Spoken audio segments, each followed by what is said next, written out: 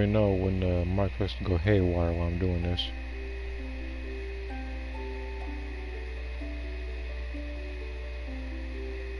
Well, I am very happy for both you and your computer.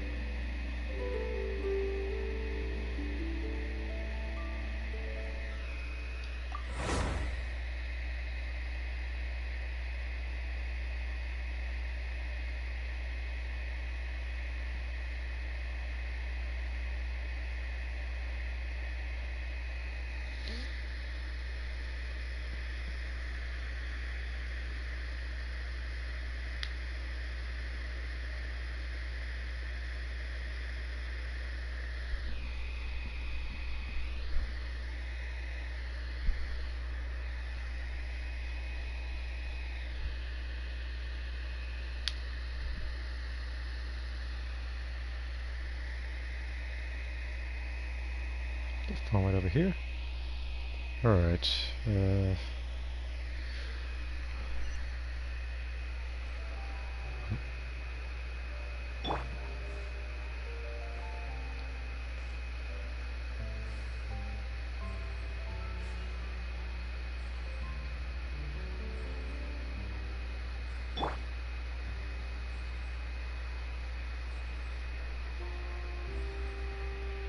I do know though that off stream I'll probably be doing a lot of Xenoverse.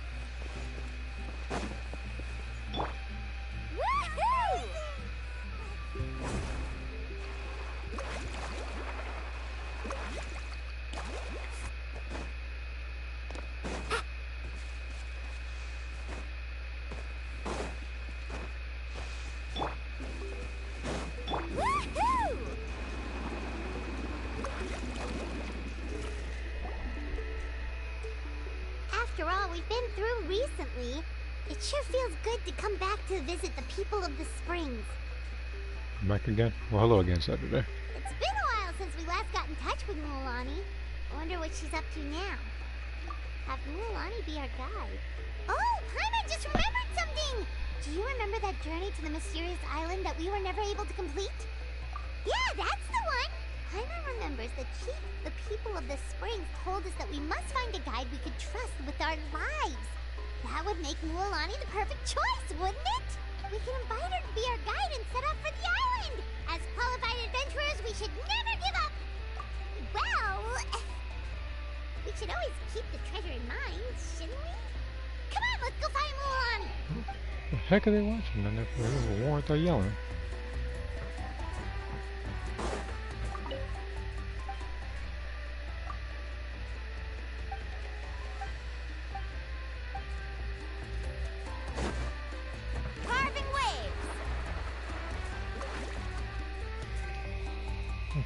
Sorry, we don't carry any black swimming floaters here.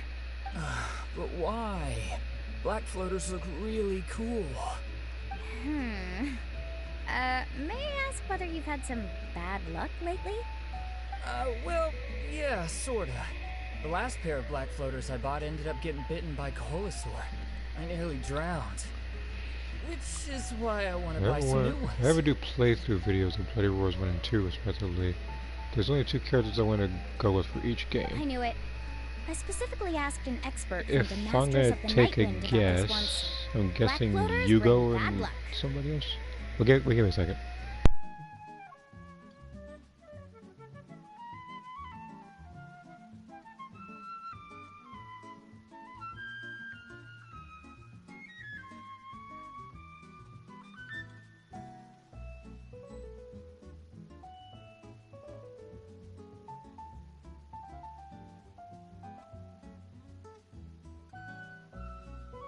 Alright, back, and apologize for that. But I was gonna say Yugo and maybe Long the Tiger, but you said Yugo and Gunner, and then the other one's Long and Alice. Alright, so Really? I gotta reset my Wi-Fi really quick.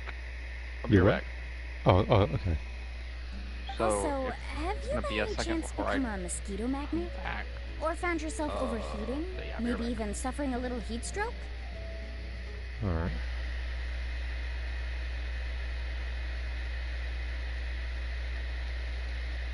Yeah, that's exactly how I've been feeling. It's all starting to make sense now. In that case, I'd recommend either pink or blue swimming floaters. According to the experts, bright colors can not only lift your mood, but also bring good luck. I could have swore that blue was a color that attracts mosquitoes. I'll even offer you a discount if you'd like. Just see it as a way of celebrating your luck taking a turn for the better. It's okay. You'd really do that?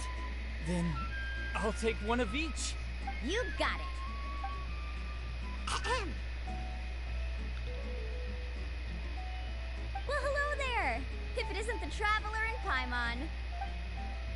It's been a while, Mulani.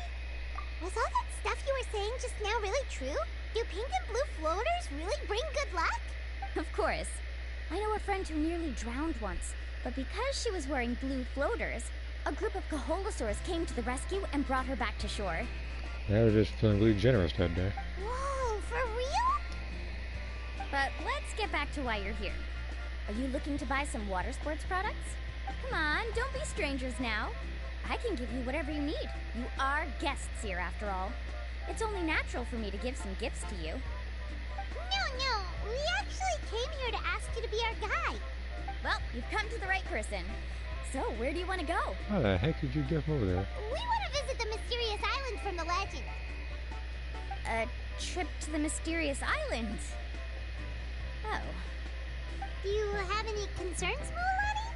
I assume you're already aware of how difficult the trip will be, right? Yep, your chief has already made that pretty clear. But with our adventuring experience and with you as our guide, we'll definitely be able to reach the mysterious island. Then I'll have to explain some things to you first. I learned all my skills as a guide from Uncle Moo, and he's the best guide in the whole tribe. But apparently, even he has never successfully reached the island. With a good guide to lead the way, a journey should usually be fun and pleasant. However, going to the mysterious island is different, and I don't know if I can guarantee that. But since it's you two asking, I definitely won't refuse. It's just my duty as a guide to explain these things before I officially agree to go on the journey. Paimon thought this would be a piece of cake for you, but it seems like we're actually asking a lot. Paimon will feel really guilty to make a friend go through a bunch of trouble just for the sake of finding some treasure. Mulani? Whoa, what's the hurry? Come on, what are you waiting for? Kolo just got back to the tribe. I heard he found another underground ruin full of treasure. Oh, Kolo's back. Wait for me. Who's Kolo? Oh, he's currently ranked as the #1 guide in the People of the Springs. Besides the tribe's first chief, he's the only other guide who's ever made it to the mysterious island. Really? He's always out and about, so we don't get to see him often. Sounds like this is quite an occasion, though. Let's go check it out. Let me put up the closed sign You first. gives a sense of multiple parts. Okay. Few fight scenes. Come with me. Alright.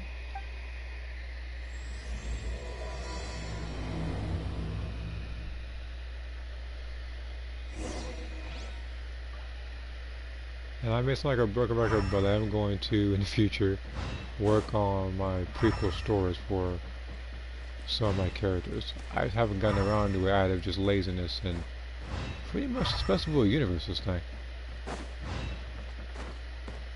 But yeah, like I said, once everything is done from the Festival Universes, I will actually be able to devote more time to the story. Need a surfboard? Faster!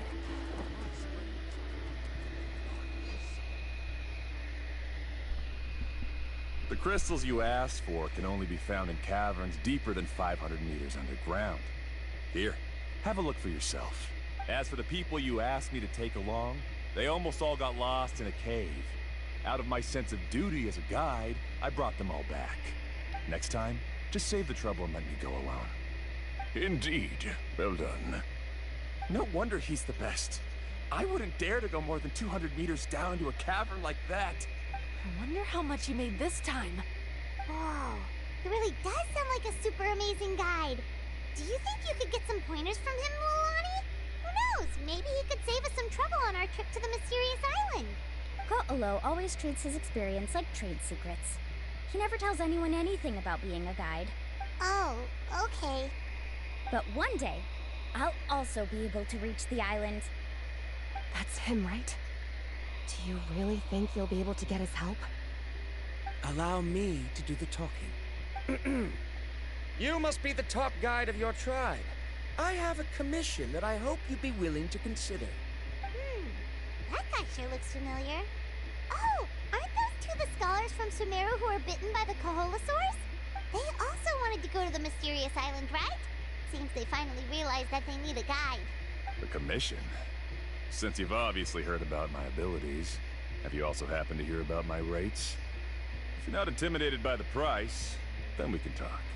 Yes, I've looked into everything I need to know.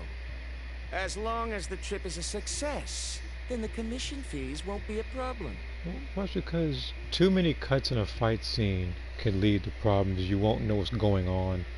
And again, for some movies, people use a lot of cuts to hide the fact that they can't really fight.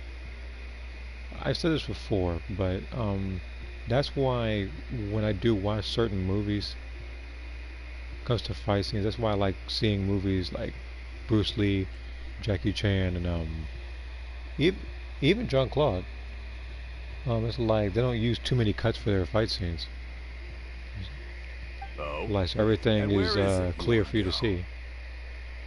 And sometimes for some fight scenes I do take a little bit of inspiration from those, try to add those to my own, but try to give it more of a Dragon Ball feel. The mysterious island. Just as Paimon thought.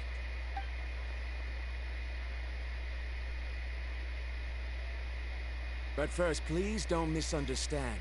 I'm no tourist. I wish to visit the real place.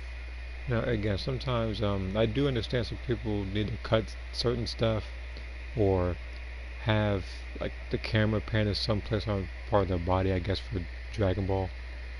And I know that you did that as well because you were trying to show original moves that the game itself doesn't have. You hear that? He wants to go to the island. In that case, Ko'olo's the only one for the job. But the journey to the island requires a lot more than just a guide, right? Like it's kind of like if I wanted to have my character do, let's say, like a suplex move, I'd have to do multiple cuts to different parts of both characters' bodies and manipulate some moves to make it look like an actual suplex. Since you want to visit the real mysterious island, then I'm sure you've also heard about the requirement for our trip, right? Yes, I know. According to the legend, only those who are willing to entrust their lives to one another will be able to reach the island together. I must reach that island, even if that means putting my life in someone else's hands. I have made up my mind. Don't waste your words on me. The way I see it, the requirement is just a way to weed out those who do not have the skills to reach the island by themselves. You say you'd put your life in somebody else's hands? Ridiculous. Even if someone were to trust me with their life, they'd just be another burden. Let's look at it the other way around. Why would I place my life in the hands of someone whose abilities are far below mine? That is what the legend is really hinting at here. Many guides in the tribe have received commissions like this, only to end up bogged down by their incompetent clients long before reaching the destination. How do you think I reached the mysterious island? I made it because I chose to go alone. Well, I'm different. I'm no ordinary tourist. That doesn't make much of a difference to me. You'll give up halfway at best, which is a waste of my time. And a waste of your commission fees. I can tell you're just looking to explore something new. If that's the case, then you can find another guide in the tribe. For example... new student, over there. What's up with that guy's attitude? Paimon takes back everything nice she said about him. The 1995 movie has really good fight scenes, especially Johnny Cage versus Scorpion and Liu Kang versus Reptile, which, funny enough, I believe originally those two fight scenes weren't supposed to be in the movie. Like, from what I remember, the Johnny Cage and Scorpion one was supposed to end at the kick, I think, in the forest. Well, this is from what I heard, and then the Liu Kang and Reptile, I think, is supposed to throw him down and stomp on him, rather than the whole fight scenes. I guess Robin Shu wasn't satisfied with it. I think that's why I guess they had those two extra fight scenes, and those are the best parts of the movie. I have things to do now. Goodbye. Hold on, Ko'olo. What's wrong? I'm only introducing a potential client to you because I know you're a teacher. In fact, I'd say it's quite the opportunity. Never mind that for now. I don't agree with your views on the island. Uncle New taught me that... I know. You're just the same as him. You both obviously hope to prove yourselves, but still think that you have to follow the legend to the letter, waiting for a cumbersome client to find you before even trying to set off.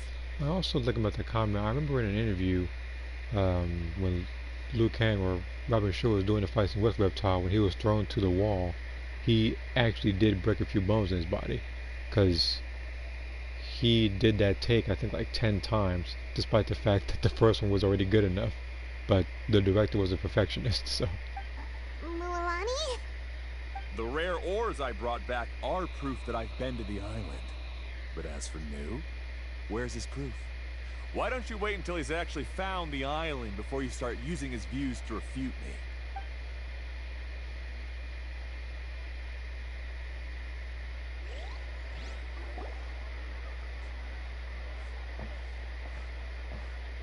I'm really sorry.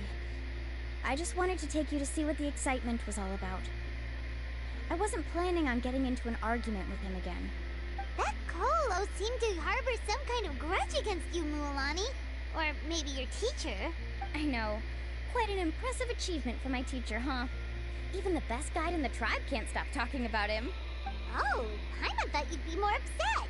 Of course not. Uncle New has also argued with Ko'olo before. I've already heard the same words several times now.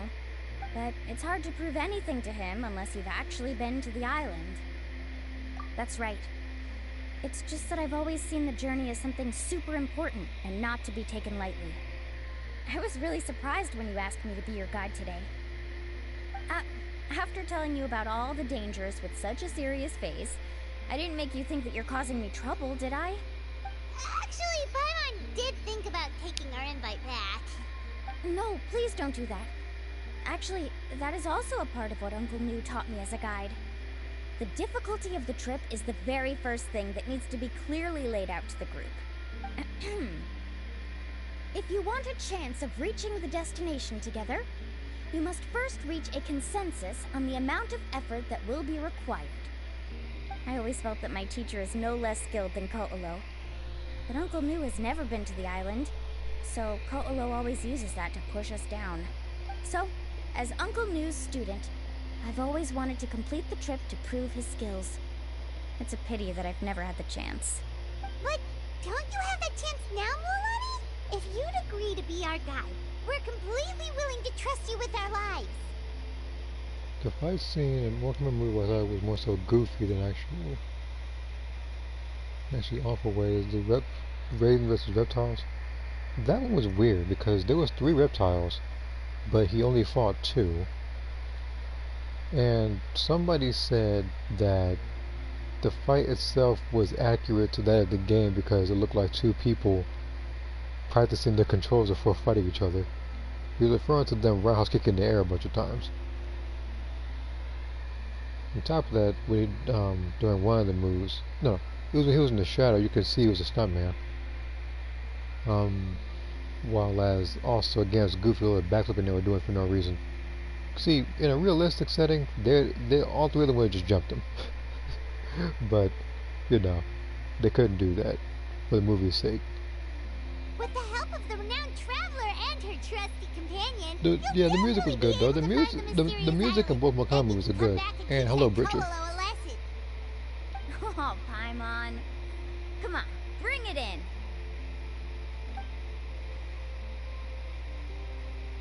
Aw, you're making Paimon blush. Alrighty then. If we're gonna go, we should start preparing right away. I've already had the plans for this trip written out for some time. Come with me. Oh, it's that scholar guy. Paimon almost forgot he was still here. Scholar guy? My name is Varamdra. Please use it. I didn't expect to see you again, Traveler and Paimon. Oh, and it's that lady too. Hello again. Excuse me, Miss Guide. Since we've been referred to you, would it be okay for us to join your journey? I'm Mualani. Just call me by my name. As for whether or not you can come along... Now, if I'm going to choose a I'm sure fight, you've already heard that's the silly. requirements. We've only just met, and I'm No, not it sure might be you're that cut one. I out don't for think this anybody trip. beats it. The I was path to the going. mysterious island is a I grueling was one. going to say another fight, but I don't think any of them comes close to the roundhouse kick in the air fight. Oh. I admit that after coming to Natlan, I've encountered many things outside of my field of expertise. It's understandable you're worried that we'll slow you down. So how about this? We'll set off with you as ordinary travel companions, and I'll pay you the usual commission fees. But we won't officially be your clients. In other words, you needn't shoulder the responsibility of being our guide. And even if something were to happen to us, your reputation as a guide won't be tarnished as a result. How does that sound?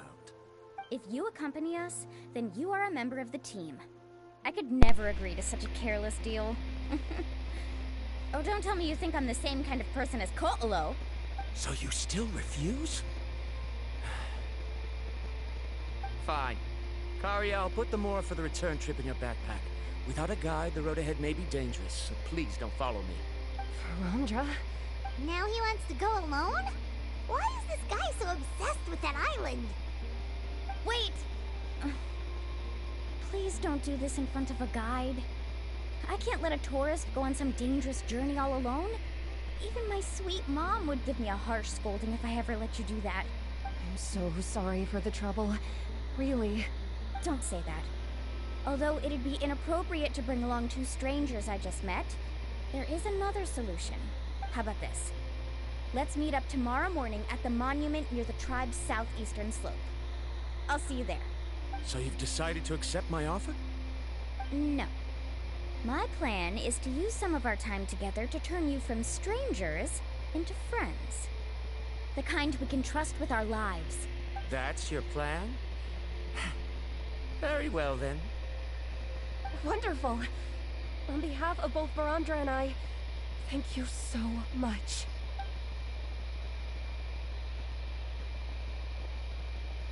Pretty sure only Mualani could come up with a plan like that. We need to get started on our preparations. Come with me.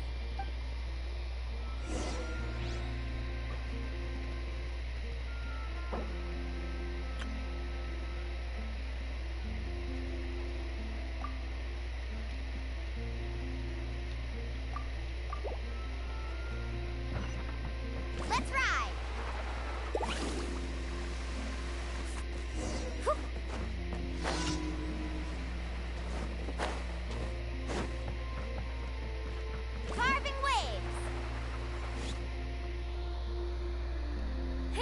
Lafa. I've got some business for you. We've been over this before. The name's Yellowpath. I know. It's just that Lafa sounds so much cuter. Well, since you're the customer here, I guess whatever floats your boat. I need a camping tent with all the accessories. Only the best you've got. Another commission, huh? Just so you know, a full tent according to your standards is gonna be pricey. Is your client covering the bill? How much are we talking? Don't worry about the costs. I'll take care of it. Oh, but that's not right. Ahem. Let's make this clear, Traveler and Paimon. We're not working together like this is a hired commission, are we? Oh, no. We're traveling as close friends who trust each other with anything. That's what I thought. Honestly, I can be a little picky when it comes to camping equipment, and I don't want my friends to be paying for me. But don't worry, it's not that expensive. We're ready, Lafa. Your total is 200,000 Mora. Isn't that still a lot for you, Mualani? Just imagine us in the wilderness, okay? We can either sleep out in the open, tired and weary, or simply spend a week's worth of pocket money and completely solve that problem. I'd say that's a great deal. You call that a week's worth of pocket money? Are you rich, Mualani? That's not important. We still need to buy some equipment from another store. Come with me. Let me check something. Okay.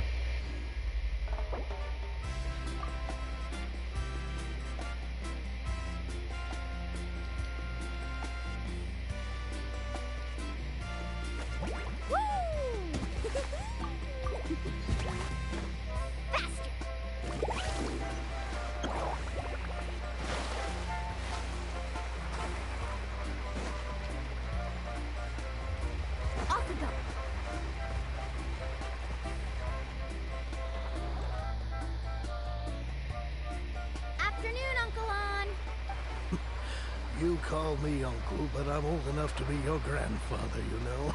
You know, you want to be everybody's grandfather. Because you're still young, Uncle On.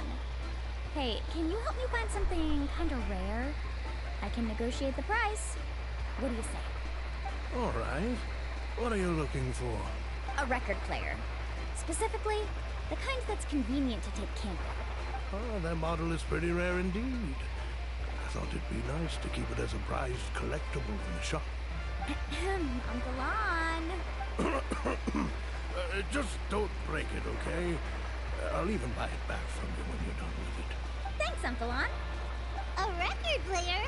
Does that mean we need to buy some records too? Yep, and that's our next stop.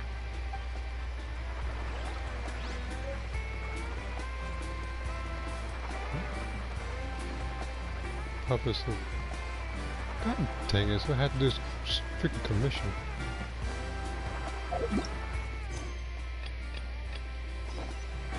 Let's ride! Which funny enough, I think I was going to do anyway.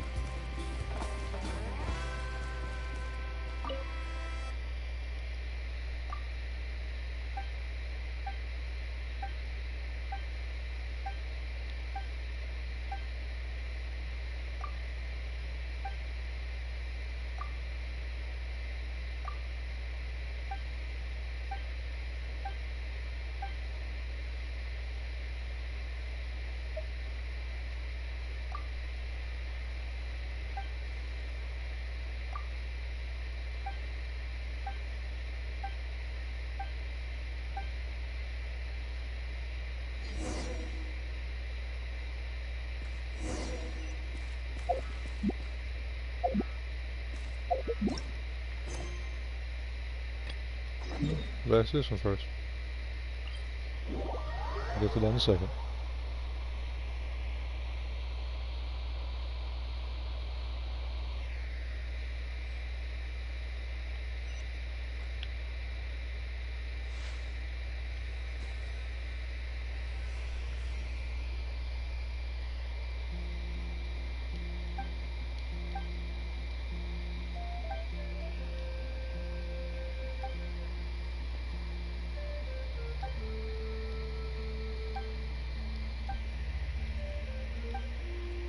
he just say gather materials? He didn't want to fight. But I guess if you insist on getting behind with him every time, let's do it then.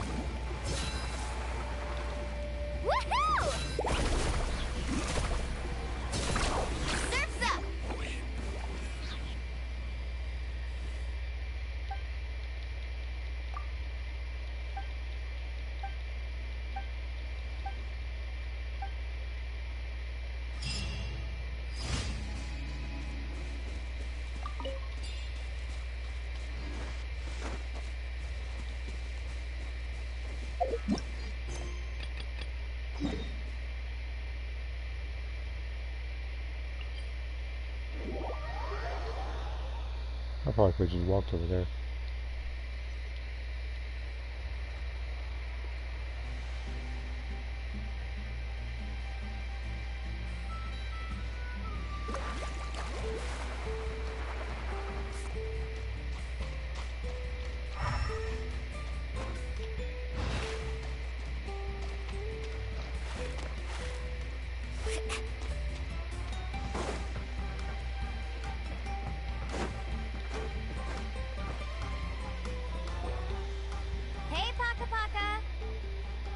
Mualani?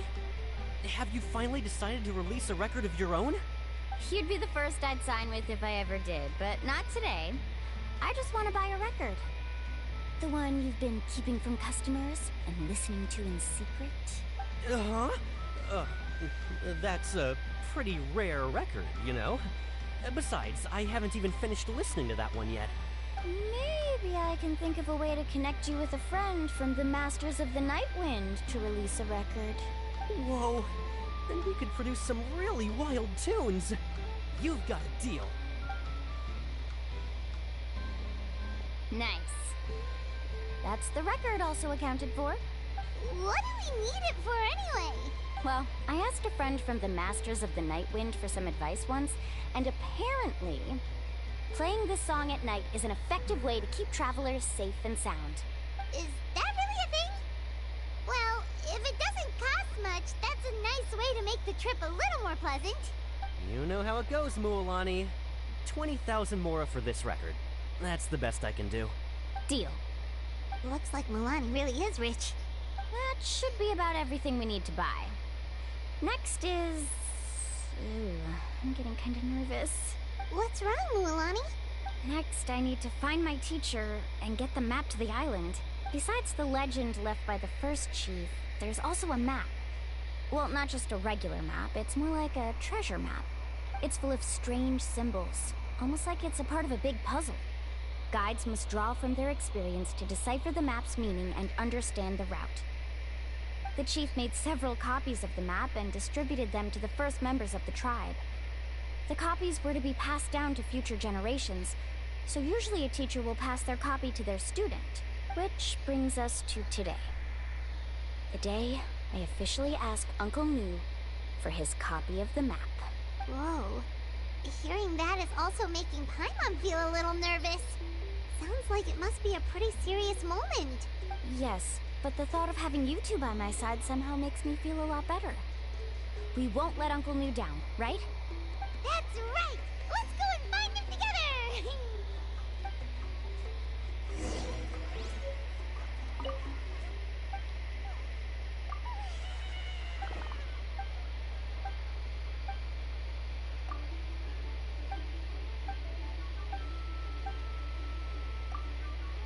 I figured by talking to him I'd be able to get a,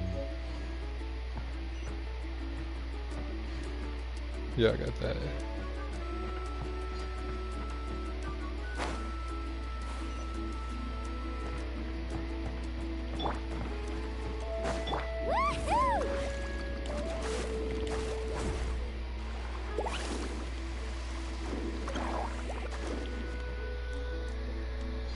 Afternoon, Uncle Nu.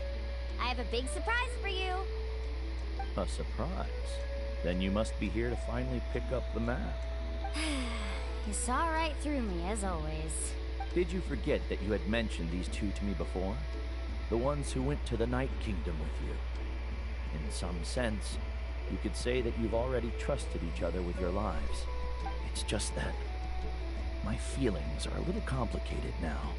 Huh? Do you think that I'm still not ready yet, Uncle New? No, I believe you are the best guide in your generation. It's just that I'm not ready yet. After all, the journey to the mysterious island is no easy feat for any guide of the people of the Springs. I'm still a little worried. Don't worry. With our help, Mualani will definitely be able to find the mysterious island. Yeah. This time I'll definitely be able to prove that Ko'olo is no better than Uncle New. Don't misunderstand. Since you've made up your minds, I won't try to stop you. It's just... Please listen to your teacher's words once more, Mualani. Our mission as guides has never been to prove anything. There is only one thing we must do.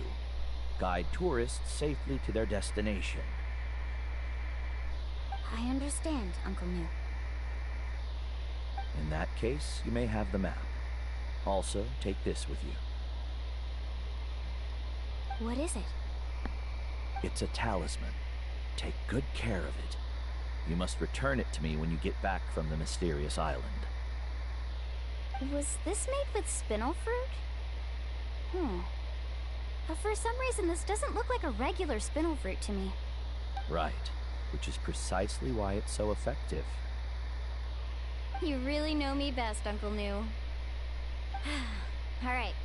Traveler and Paimon, tomorrow we'll set off. Make sure you get some good rest tonight. Yay! Paimon can't wait for another adventure!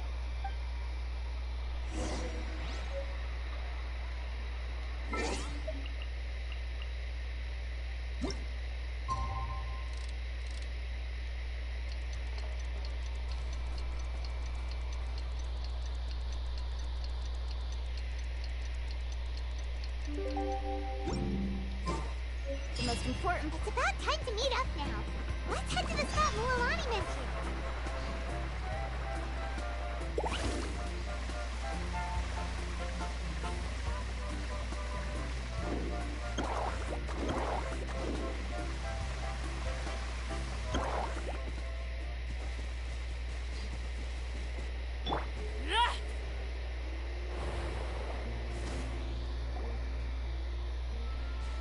Traveler, Paimon, over here! You're here, Mualani! Oh, and those strange scholars are here too. Good morning, you two. Morning! So when are we leaving?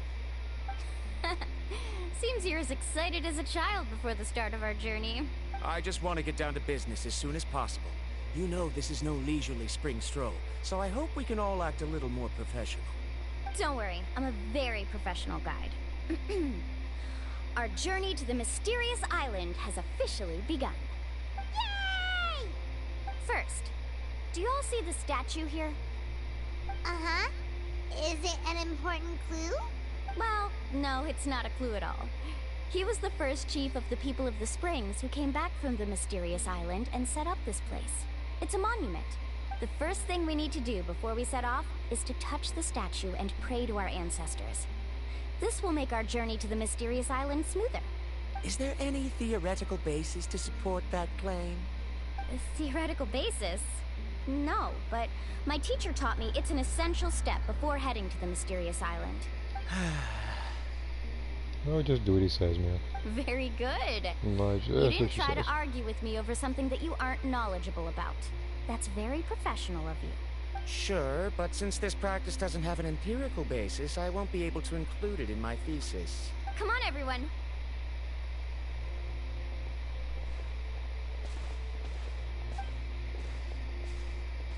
Yeah, time challenge. Greetings to my ancestors. As your descendant, I'm about to follow in your footsteps and witness your accomplishments. Allow me to depart under your gaze and return under your protective watch. It really feels like we're about to embark on a great adventure! Now, please get ready. We're going to look for the first clue. Speaking of which, where should we look for the clue? Oh no, I'm already done. At a place where many gather. Like a party. Huh?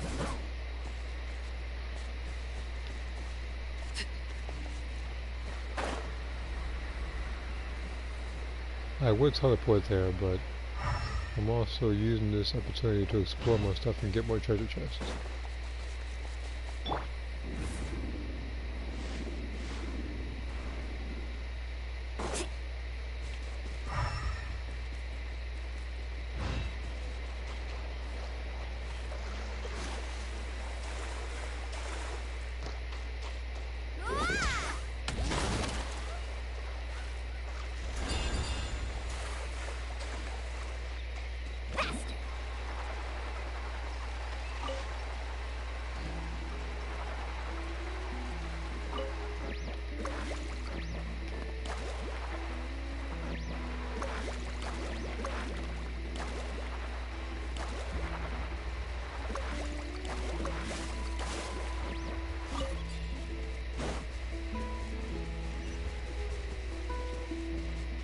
Let's ride!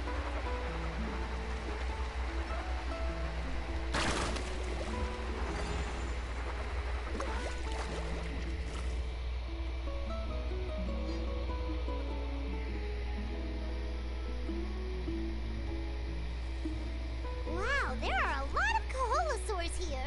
As expected, the first clue is related to the Kaholosaurs. When people from outside the tribe get a copy of the map, most can deduce that the first clue is related to the Kaholosaurs. But they often end up looking in the wrong direction. When the first chief created the map, he left a special mark for this part. It's a code that the tribe uses to indicate a herd of them. So it'll be impossible to gain any leads from just finding one or two stray Kaholosaurs. You're a real pro at this, Mualani.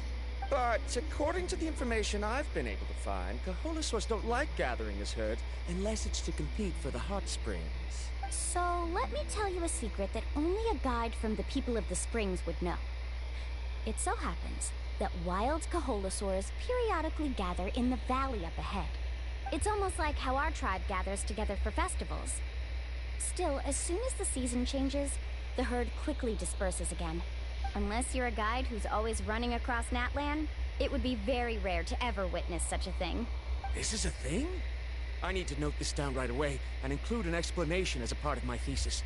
According to what I've deciphered from the map, a clue is hidden deep in that valley. But to get there, won't we have to get through the herd of Kaholosaurs? We'll have to think of a way to sneak past without startling them. They're gathering together with their friends, so I'm sure they don't want to be disturbed. You mean we're going to have to walk through the Kaholosaur herd? That feels a little... Given we've agreed to work together, everyone should do their part. However, Karia has been attacked by Kaholosaurs before, so this isn't an ideal plan for her. But it shouldn't be a problem at all for me. Let's have Karia wait here, and I'll take over all the tasks that were supposed to be entrusted to her. No worries. We don't need everyone to go. We actually need someone to stay and look after the luggage, so we'll leave that to you two. Traveler, Paimon, please come with me. Is that so? Then that works out perfectly. And now I understand how much you care for your assistant scholar.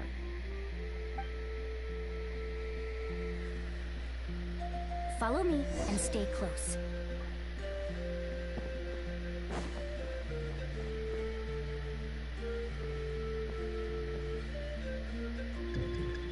Oh no, we've been spotted. Let's back off and try again. Hey, I followed your lead.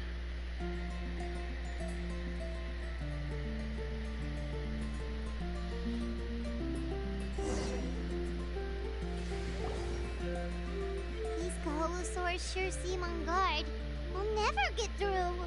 Given you've already used the information provided by the map to deduce that the clue is in that valley, why don't you simply chase them away?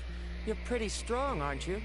First of all, the elders of the tribe have always warned us to never hurt the Kaholosaurs. Doing so will almost certainly bring bad luck. And secondly, you can't just show up and intrude on others' gatherings, much less make them leave. That's just terrible. But on what basis? Okay. So can we figure out another way to enter the valley? There must be a way to enter the valley without startling them. It'd take a while for me to come up with a solution on my own, so I'd like to ask everyone to help come up with some ideas. Let Paimon think. Oh, is there a detour or another way around? According to the map, the clue is right in the middle of the Kaholasaur herd. Even if we try to approach from the other side, we'll just run into the same problem. This is tricky. Karya, I've noticed that you only talk when you're trying to help smooth things over between Varamdra and the others.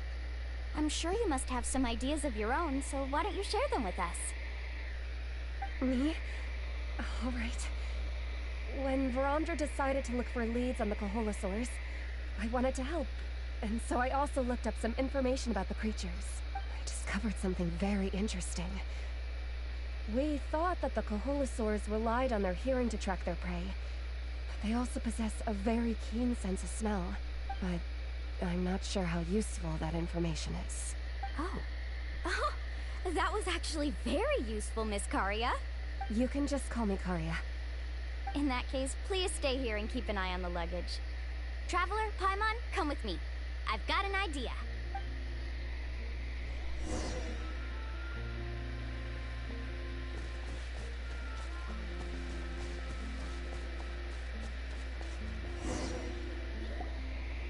Found it! What's this? The key to making our way through the herd. If the Kaholasaurs have a keen sense of smell, then even if we try to sneak around and stay out of sight, they'll still notice us once we get close enough. But this plant can help us solve that problem, because its fragrance is very similar to the scent of a Kaholasaur. We can apply the plant's extract to our bodies and trick their sense of smell. Which I should have been able to do already since I'm carrying about 60 of these things. So, we're gonna rub plant juice on ourselves?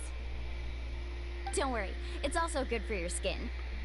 Am I in The Walking Dead now? I gotta freaking apply a bunch of zombie blood on my body just to get past some other zombies or something? Oh, Paimon feels all wet and slimy. But this actually does smell like a Kaholasaur. Perfect. Okay, let's try to make our way through again. I'll just collect these. If you don't mind. Follow, careful.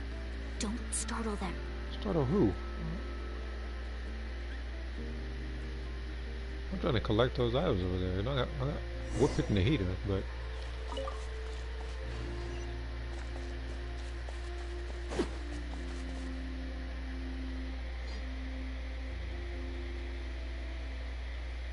Oh, Paimon feels all perfect. alright, we'll go ahead and actually just follow her this time around then.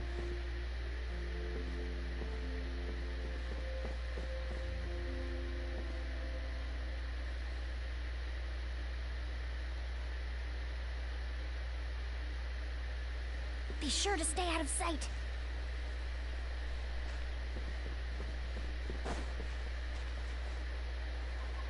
What's that sound? Careful! Oh, it's just a young Kaholasaur. Don't worry, this little one doesn't pose any danger.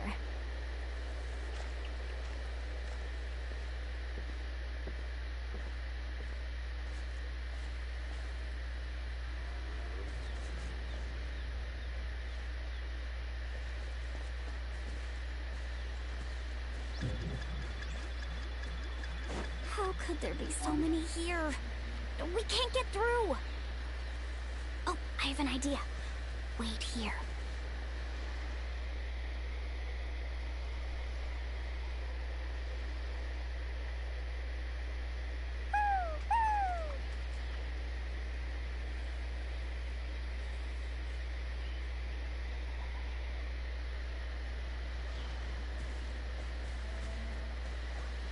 Come on!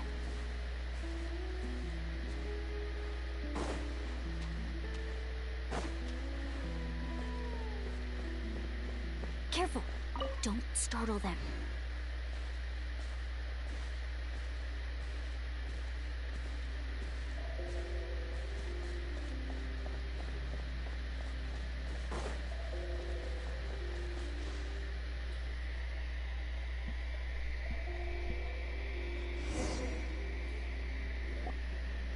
We must be getting close. Look, a bunch are gathering around that rock. What are they doing? Maybe when things start to get boring, they gather together and talk about something fun? Too bad I can't understand what they're saying. But Paimon thought guides from the people of the springs could understand Koholosaurs. Yeah, my character can just take control of one's body and understand what they're saying. Very morbid, but it Sounds works. like someone has been trying to trick you. True, they were definitely trying to scam us. Huh? Do you see that on the rock? It looks like some kind of drawing. I've heard that there is a type of moss that changes color when it reacts to the biological signals released by Koholosaurs. But to trigger that sort of reaction, you'd need a huge number of Koholosaurs. That must be the clue! Should we take a picture? Oh, the flash might disturb them. Let me try to copy it down. So we've passed the first stage of the journey now, right? I see. Had we chosen to drive the Koholosaurs off, then we never would have found this lead. Seems there was a logical basis for everything you said after all. Has he always been this way, Miss Caria? He's just obsessed with his research. That's all. At least this has shown that my judgment is correct. I've proven my trustworthiness. And so, there should be no need for us to argue next time. Yes, I understand. And I suppose that'll help us avoid wasting time. Mulan really knows how to lead our group. Next, we'll need to use the lead we found to uncover our next destination. Now, what does this pattern represent? Hard to tell. Paimon certainly doesn't have any idea what it's trying to get at. Aha! I got it! Though the lines are kinda rough, I can still see that they represent the boundaries between the water and the land at Jadeskirt Knoll. We can use this to fill in the hole on the map and find our next destination. Really? You got all that just from some rough lines? Well, intuition is also a part of it. Maybe I've just seen too many maps as a guide, and now it's easier for me to pick up on patterns like that. Alright, break time is over. Let's get ready to move.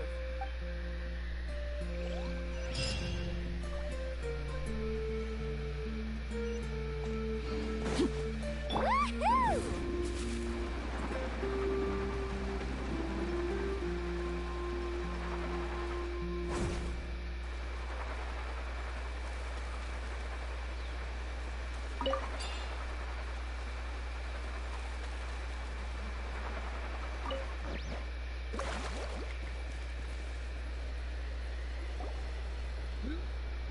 Okay, this is the place.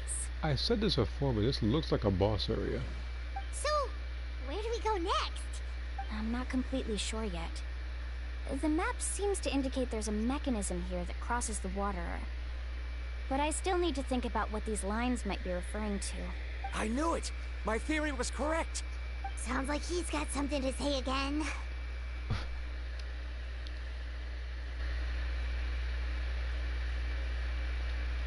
Have any suggestions, then please feel free to share. I believe the mechanism that the lines are indicating is a spirit way.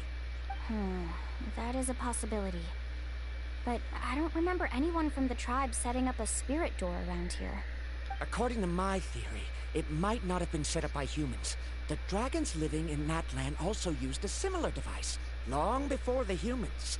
Speaking of which, the spirit doors your tribe uses may have been built imitating the dragon ones. Oh, I remember now. Uncle New did mention this possibility to me before. After learning about the legend, I realized that it was connected to my research. And so, I looked up a lot of related information.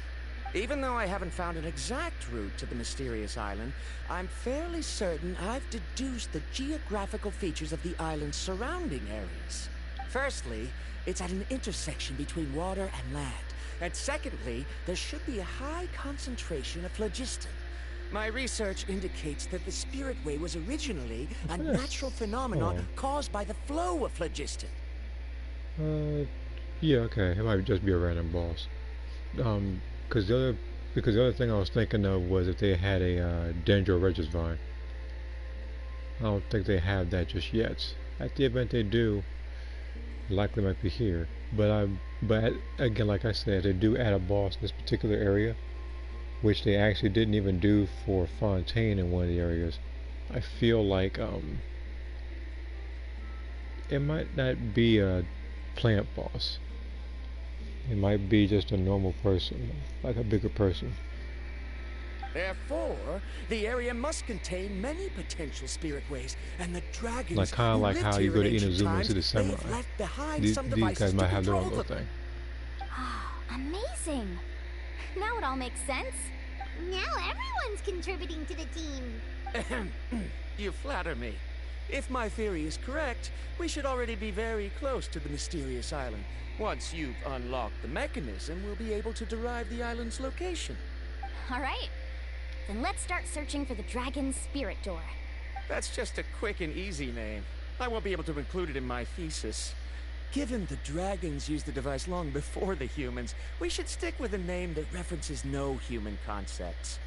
Calling it a phlogiston node would be much more appropriate. Then let's start searching for the phlogiston node. Speaking of which, what does it look like exactly? If I'm not mistaken...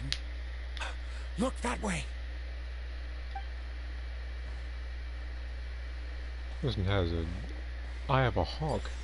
Whoa! It started glowing! This should be it, right? Looks like we can activate it once we get close enough. The light does remind me of a spirit way. But according to the map, there should be 2 more phlogiston nodes. Let's keep searching, everyone.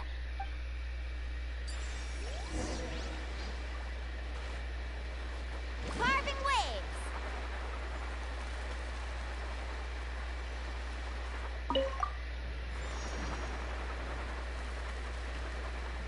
Need a surfboard?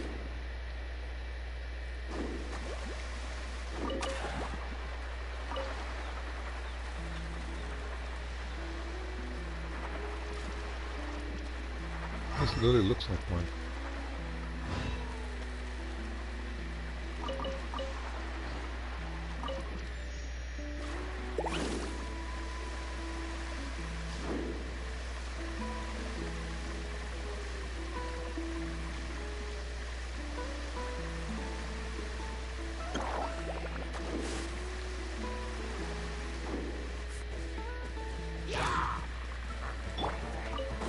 Buckle up!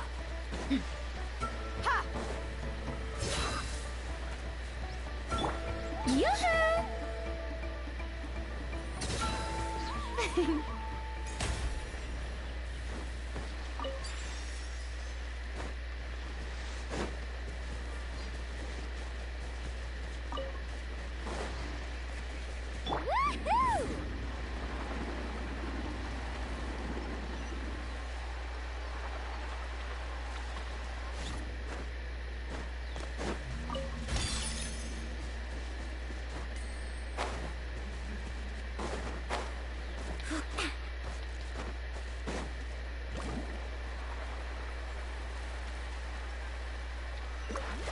Paimon sees it! Oh, but it's way up high. We'll need to find a way up there.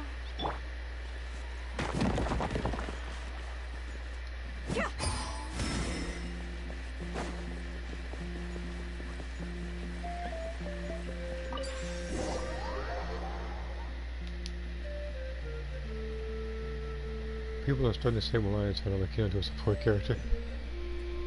They say that because of the We finally found all of them. well, that's the thing. They say that because of the periodic pyro. So people can utilize the vaporized damage. You can still do that with other characters that are already support characters as well. So you can use Xiangling, you can use Dea, where you use elemental skill. You can also use Toma's Burst as well.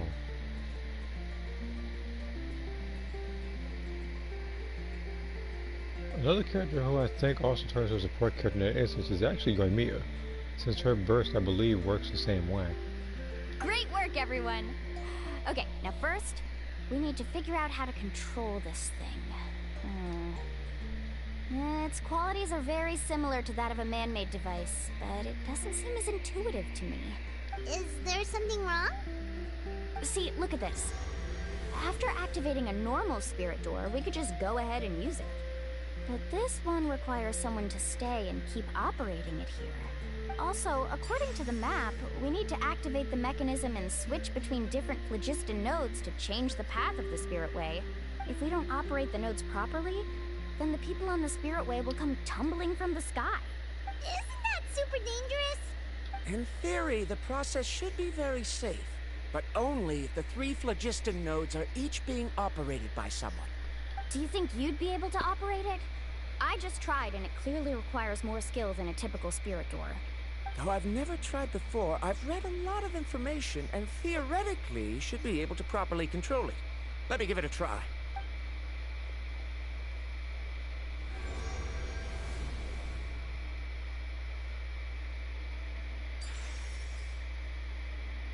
Huh? But in theory, this shouldn't happen. If Verandra can control it, then that also rules out me. Okay, well, how about you?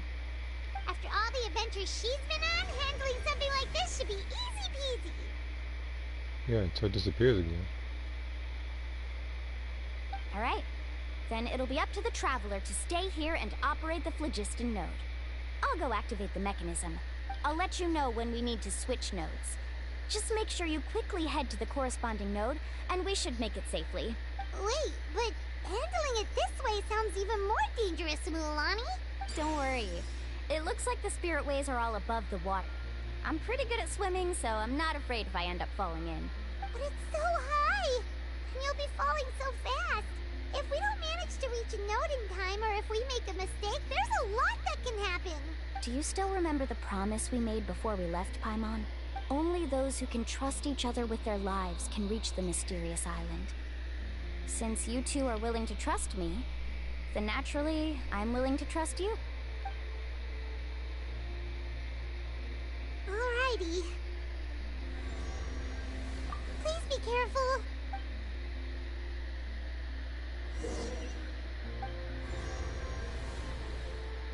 Let's ride!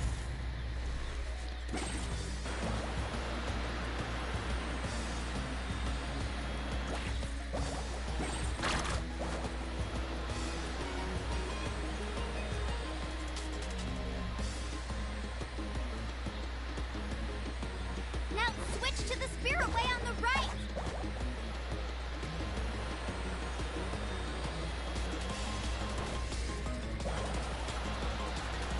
Please, activate the next node!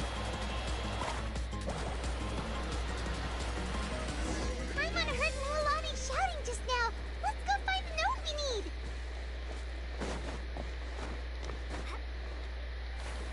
What the?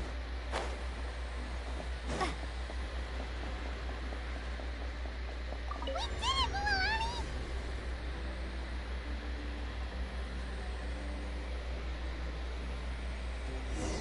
Carving waves!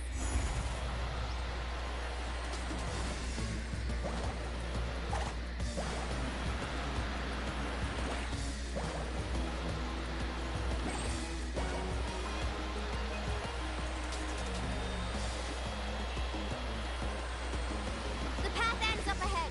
Switch to the next spirit way.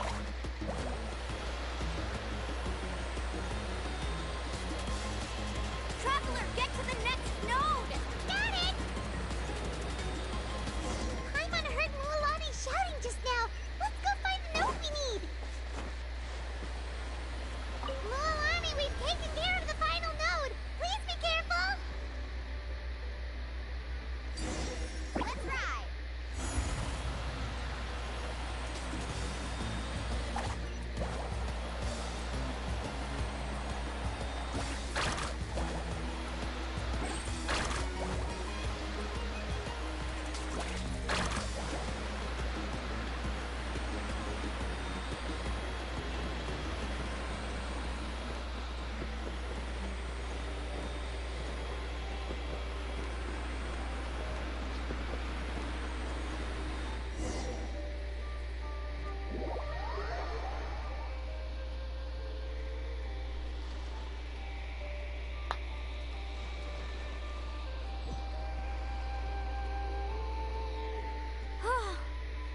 That was perfect. You were amazing, Lulani! There were a couple of moments Paimon thought it was over. I'm confident I could do it all over again. Wait, why are the phlogiston nodes no longer lit? Oh no, you're right! It appears the phlogiston nodes here need to automatically recharge. Once they're activated, they'll be unusable for some time. In that case, no matter what happens next, we have to seize our chance. Otherwise, who knows how long we'll have to wait for another shot. Do you hear that? The weather's getting gloomy, and a bunch of whirlpools just appeared in the water! Yes, we need to get to higher ground and take a look.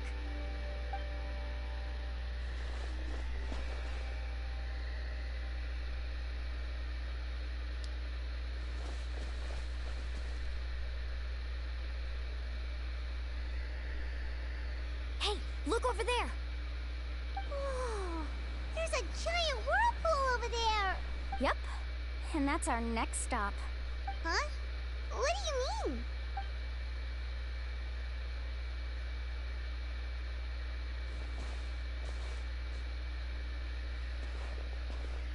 The info I deciphered from the map points to only one possibility. To reach the mysterious island, we must enter that massive whirlpool. No way! What do you mean, no way? We've entered a whirlpool before, Paimon, remember? It was literally in the island a while back. Like we did this Summer Island. Forgive me for being frank, but as a guide of the people of the Springs, I'm sure you understand the danger of such a vortex even better than we do. Yes, I know. But whether it's the information deciphered from the map, or the direction of the spirit wave that I observed in the air, everything points to the path ahead being hidden in that whirlpool. And what if you're wrong? Paramdra. I'm not trying to be unreasonable. Unfortunately, I'm very knowledgeable in this area. The spirit waves must have affected the nearby bodies of water and lowered the water level. That's why the whirlpools appear. At this rate, some of the land that was once underwater will soon reappear at the surface and see the light of day again. Don't you think that sounds more like the definition of a mysterious island? So, our goal should be the shallow waters. If we enter that vortex, the undercurrents will drag us to the bottomless abyss. He does seem to have a point. I can't find any evidence to refute your claim for the moment, but I still trust my judgment. Then it seems like it's time for our collaboration to come to an end. But didn't we all agree to trust each other? I have reached this conclusion based on my field of expertise, and I cannot deny it, even if you try to convince me otherwise. From now on, let us each choose our own way. No, I refuse. You? Letting your clients separate themselves from the group in the middle of a journey will result in the worst luck possible. I will not agree to that. Then we can implement the plan I proposed at the very beginning. You're not my guide, and as such, you don't have to take responsibility for me. Oh, but you can't do that once you've traveled together as a group. If you were to leave now, we'll all be hit with bad luck. It's now beyond both our control. How about this? You and Karia wait here. We'll go first and investigate the whirlpool. I know you like to explain everything with theories and logic, so let me build my case first, and then I'll come back to convince you. Well, Traveler, Paimon, let's get going.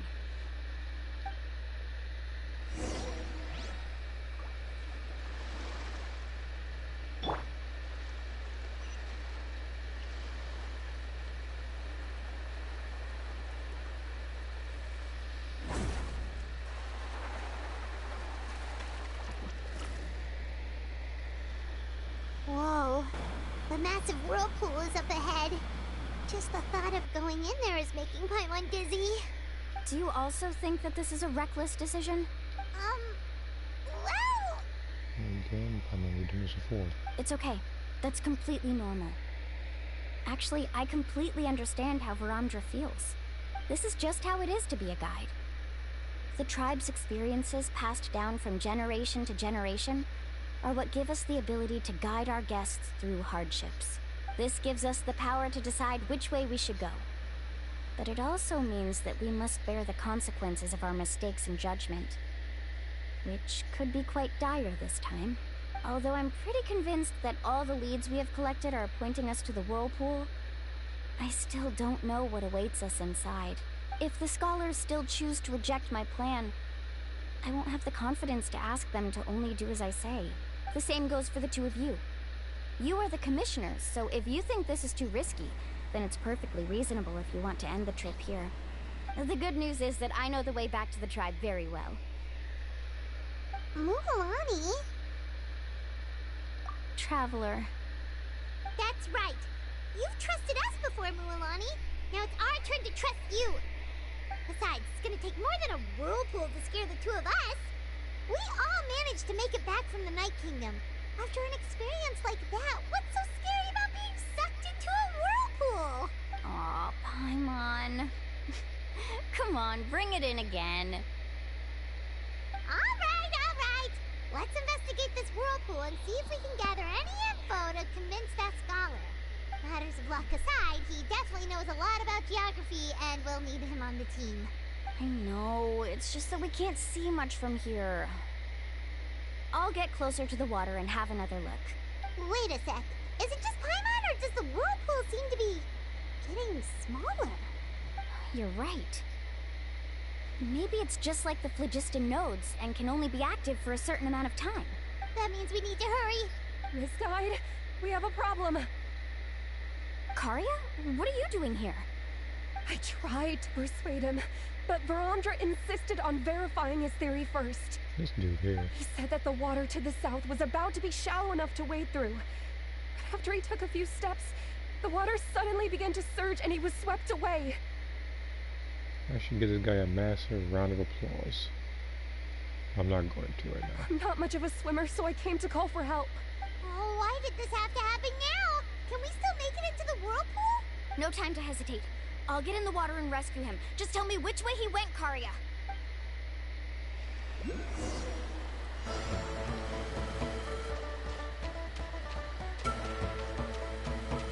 Way up there.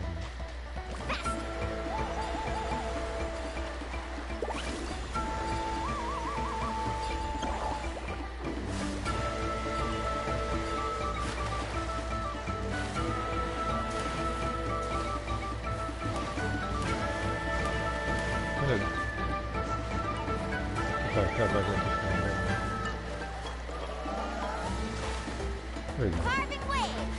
Help! That way? He's been pulled away by the current!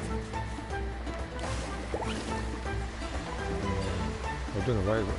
We're doing the right other way. The current is too fast! We found him!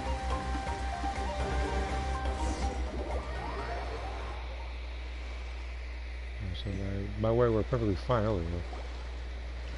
And you slipped on R2 button. Karia came and found us just in time. Oh, there they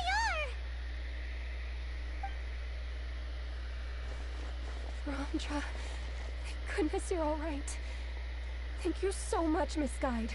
Oh, didn't I tell you to wait for me? Judging by the changes in the water's surface, the path to the mysterious island wouldn't be around for long. I didn't want to miss this opportunity. It's just... I didn't expect my calculations to be wrong. It seems you were right. Right, who knows if we can make it back in time now? Huh? Well, the whirlpools have disappeared! Seems we missed our chance. Why would you give up on such an opportunity to come rescue me? I'd have backhand you right now, bro. It's just like, bro, like you were given a simple instruction. Just wait while she went to confirm her theory that going into the whirlpool was the option to go with. Instead, you wanted to prove otherwise and got nearly drowned like a moron. How can you say that? It's already bad enough that you had to be left behind. Do you think I'd let anyone in my group drown? I'm really sorry. Don't feel guilty, Karia. No, don't I think if I apologize on behalf. reactivate the nodes, that will cause the whirlpools to reappear. The only problem is that we still don't know exactly when we'll be able to do that. It's already getting late now, and we've been on the move for a whole day. As your guide, I suggest we make camp first and have a good meal. We can talk about the other stuff tomorrow. Now that you mention it, Paimon is feeling a little hungry. Hey, Paimon's stomach can be very sensible. It won't interrupt while everyone's busy solving puzzles. We have plenty of tasty things to eat. Let's just find a suitable spot to make camp. I like that place right over there.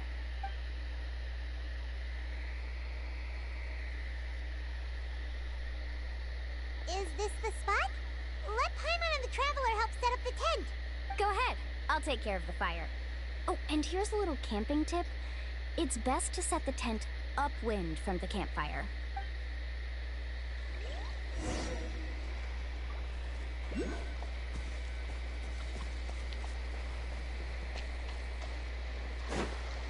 Is this thing high up? Yeah, it's way up there.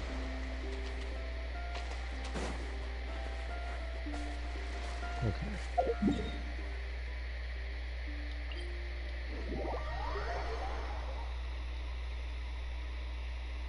Fortunately, I left all the waypoints beforehand.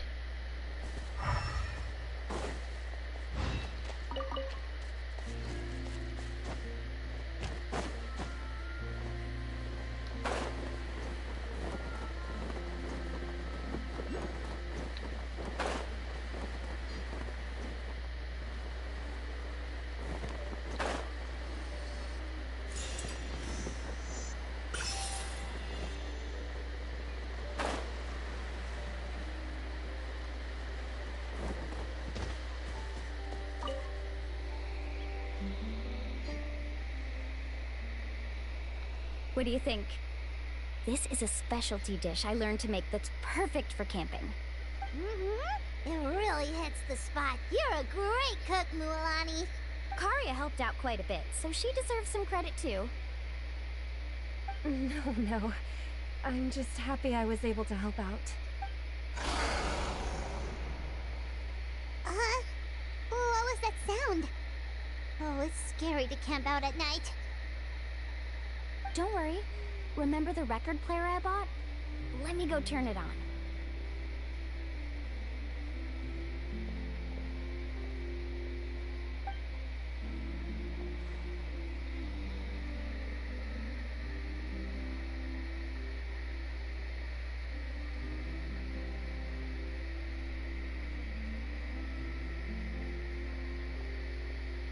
Listen. Not bad, right? Wow, so it really works! Paimon thought you were just playing it for good luck! My parents told me that most of the valuable experience from our ancestors is hidden in various customs. It's always better to trust our traditions. Huh. Guess that makes sense. In a sense, this trip to the mysterious island is also a custom left behind by the first chief of the tribe. I wonder what kind of experience he's trying to share with us. Yeah, Paimon would like to know too! Even though I've heard my parents tell stories since I was little, I actually don't know too much about him. It's said that he was the first person to make a map of Natlan, and even the first person to become friends with the Koholosaurs. That sounds pretty amazing. Yeah. There isn't a place in Natlan that he didn't visit. Even the most remote parts bear his footprints. Even now, no one has even come close to his reputation and status as a guide. His trip to the mysterious island is the most legendary of all his accomplishments. But oddly enough, after returning from the mysterious island, he laid aside his yearning for adventure and chose to settle down. That's how the tribe was founded. It really makes me wonder what the journey meant to him.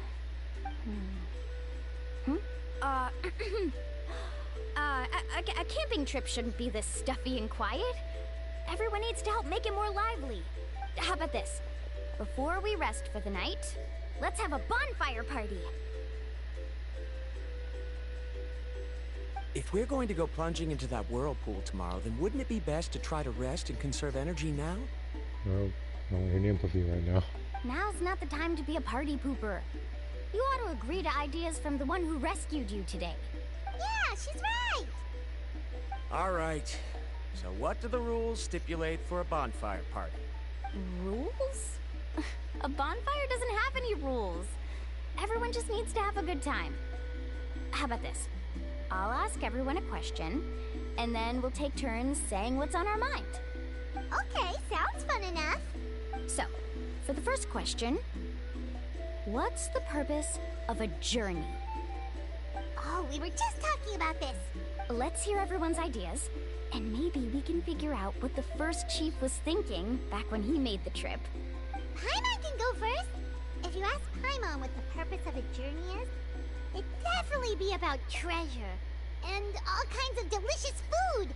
And That is most definitely a Paimon answer. most importantly, it's about making the trip together with your companions. Yes, I can't agree more. Okay, next person. How about you, Traveler? Because for the purpose of the traveler's journey was, of course, to find her sibling, and she's over here partying and getting in the springs and stuff.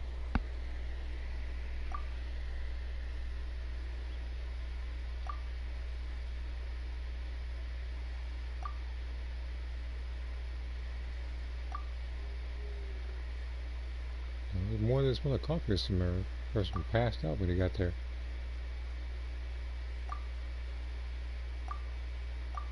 You sure are taking your time thinking about it. Oh, I get it. You must have passed through many nations before making it to Natlan, right? It's quite possible that your experience traveling is more than what I have as a guide. It's understandable that you can't explain it off the top of your head. Why don't I circle back to you later? You can tell me once you have a clear answer. Next, let's hear what Karya has to say. Me? If you ask about my travels, well, this is actually my first time traveling, so I don't have anything useful to contribute. That doesn't matter. This is a party around the bonfire, not some research seminar. All right. If I had to say what the meaning of a journey is, I'd say it provides an opportunity for true companionship. Before you reach the destination, you don't need to think about anything outside the trip itself. As long as you stick together with your companions, you won't have any trouble to worry about. Yeah, I get it. I'm on too. Uh-huh. I hope that didn't sound too silly. Alright, now it's Varandra's turn. All right, if you insist. In my opinion, our goals and dreams in life are all in pursuit of what we call results. The so-called journey is but a path that leads to these results. So, the greatest meaning of a journey lies in managing to find the right result. Not sure I completely get what you mean. There's nothing difficult to understand. It's the same as the decision of your first chief. He must have discovered enough valuable results after visiting the mysterious island to decide that he should end his journey. Once you've achieved the results you want, any additional journeys would become all but meaningless. Before coming here, someone had stolen the results of one of my research projects. All that person had to do was sign his name on my achievements, and he was able to take all of the honors. All my effort vanished into the air as though it never existed. Do you understand now, Miss Guide? Without results, the journey is meaningless. I sympathize with your situation, but I'm afraid I can't agree with your take. I don't need your sympathy. As long as I can reach the mysterious island and find the correct results, my pain and struggles will become just another insignificant part of the process. What happened during the day already proved that my theories were wrong, so I'm willing to trust your judgment. I apologize for our previous argument. I must make it to the mysterious island, and if I have to entrust my life to someone else to achieve that goal, then so be it! Was that actually supposed to be an apology? Because it sounded kinda awkward. Actually, there's a saying among the guides of the people of the springs. If the goal of the journey was to reach the destination, then you should have never left the house to begin with. Because the final destination of every journey is your home. It would be disrespectful of my duties as a guide if I were just taking tourists straight to where they wanted to go.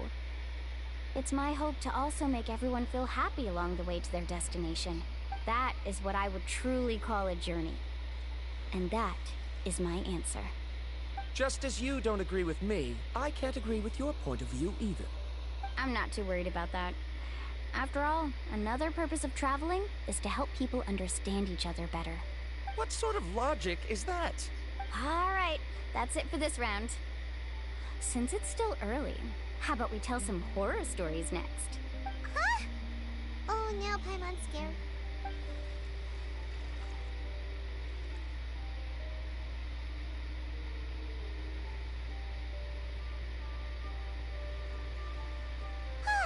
Paimon slept so well. Oh, Mulan and the others seem to be up already. Let's go see what they're up to.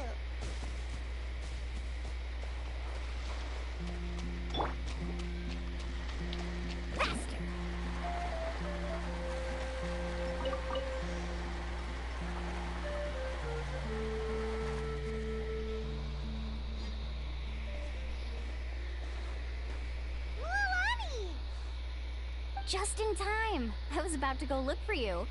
What the? You already caused the whirlpools to reappear again? We're in luck. The phlogiston nodes were recharged by dawn. I had Karya and Varamdra control the nodes this time, and we were able to quickly unlock the mechanism. We were practicing all morning so they could get the hang of controlling them. Oh, it seems after apologizing, you've already become trusted members of the team. Is now really the time to be teasing us? Don't forget that the whirlpools won't last all day. He's right. We should really hurry over to the massive whirlpool again. Even though we had this discussion yesterday, I still want to double check. You all trust me, right? You bet! Okay, then let's go.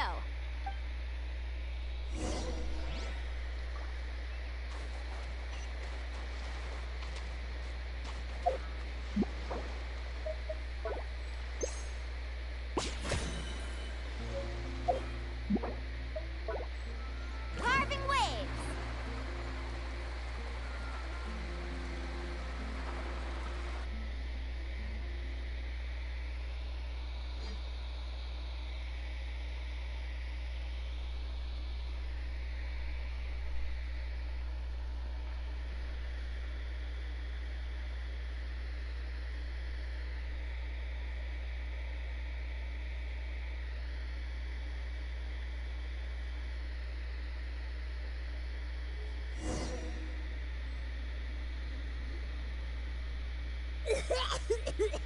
Paimon accidentally swallowed some water.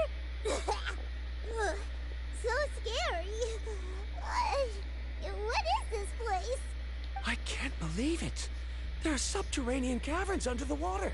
Milani was right. Let's see where this cave leads. Come with me.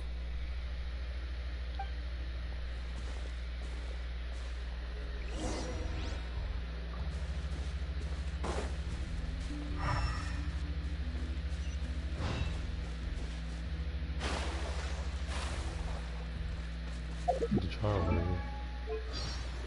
Really just replace my version with the trial version, which I don't mind, since she is Constellation 3. According to the map, we need to head downward? Okay. Don't be afraid, everyone. Jump down with me.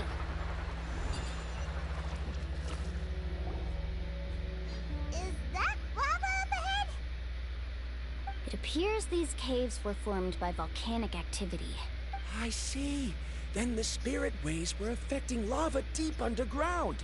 Altering the lava's flow created temporary holes which allowed us to follow the water's current and enter this underground space. Yes, it can all be explained in theory now. Are all scholars from Sumeru like this? Hard to say. But can there be an island in this kind of underground space? It appears we haven't reached our destination yet. Let's keep going, everyone.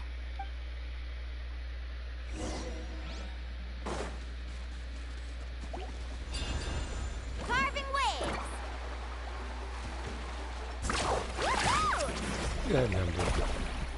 Good number. Amazing! She don't make no sense as a character to be this dang powerful.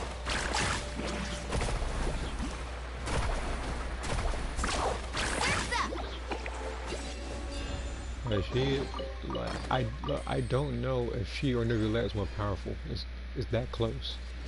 Off we go. Like single number wise, it might be her. Like consistent damage, like at a rapid pace, is probably Neuvillette. On top of that, her cooldown is relatively short. Only thing about her is the fact that she's not a self-healer. Let's keep going. We'll be able to see more clearly up ahead. Watch your step. Follow closely, everyone.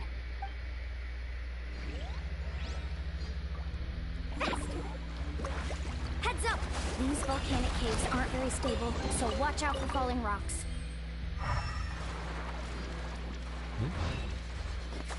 Oh, this is just platforms.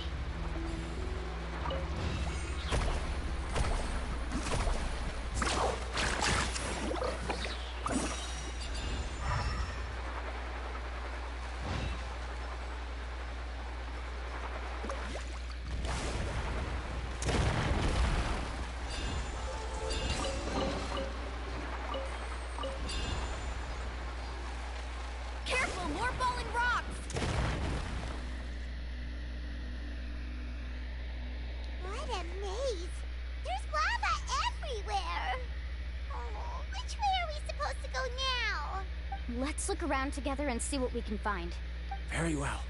It would indeed be useful to collect some environmental samples here.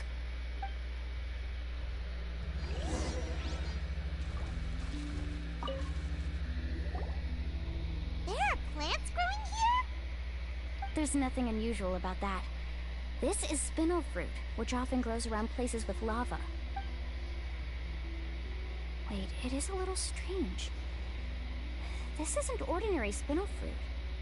It's the same as the one on this talisman. Isn't that the talisman your teacher gave you? Yes. In which case, could Uncle New have been here before? But he clearly told me that he'd never made it to the mysterious island. I'll be sure to ask him about it once we get back.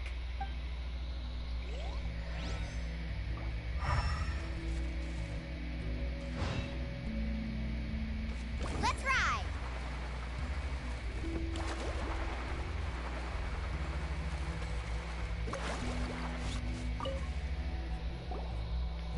There's so much lava, and it's getting pretty hot. The lava here doesn't look very stable. I'm afraid we can't stay here for long. Give me a second.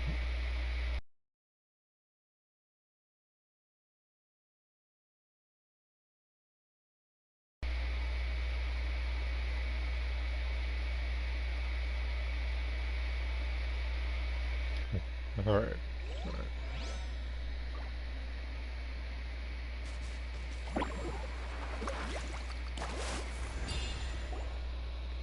From here, the light seems to be getting brighter. Speaking of which, where is that light coming from? A distant light. Wait, there seems to be a mark that matches that on the map. Miss Guide, it seems Verandra has also discovered something.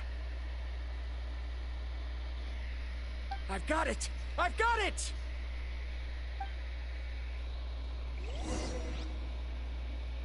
Do you see that golden light in the distance? I'm positive that's the mysterious island. That's where we should go next. Really? I'm a scholar from the Academia Spontima Darshat. I specialize in ores and minerals. When I first heard about the legend of the mysterious island, I took note of its description. One exaggerated description I heard was that it's an entire island that shines like gold. What it was actually referring to was an extremely rare mineral known as vulcanite. Under certain environmental conditions, large amounts of lava are quickly cooled, which then results in this ore. Since the ore can't be moved in time, it begins to accumulate, resulting in the alluring golden glow. If I'm not mistaken, there'll be a large pool of lava up ahead, and the mysterious island will be floating on the lava. An entire island of vulcanite ore! So you mean we really found the mysterious island? Rejoice! Even a small piece of that ore will be priceless. Really? Then let's hurry! Wait, Paimon. We should head back now. Why? What are you saying? This map is covered with symbols and riddles, but there's one thing that's written clearly. When you see the golden light, then go the opposite way. What you just said may be correct, but that golden place isn't the island that my ancestors once visited. Are you joking? You expect me to turn back now? But Mualani's judgment has always been right. If she says head back, then we should head back. We can't be fooled by the thought of treasure. You thought I'm after treasure? Oh, he's acting weird again. After my previous findings were stolen, I began a new area of research. And this ore is the core of my research. As long as I can bring this ore back, my theories will be proven beyond any doubt, and I will be able to reclaim everything I have lost. To me, this ore is the result that must be obtained. Otherwise, all those hardships along the way will be rendered completely meaningless. Don't you understand? As we agreed before, please trust my judgment. Why? Are you wary of me? Now that we've confirmed that the legendary treasure really exists, you don't want outsiders to take it, do you? You're not listening again, bro.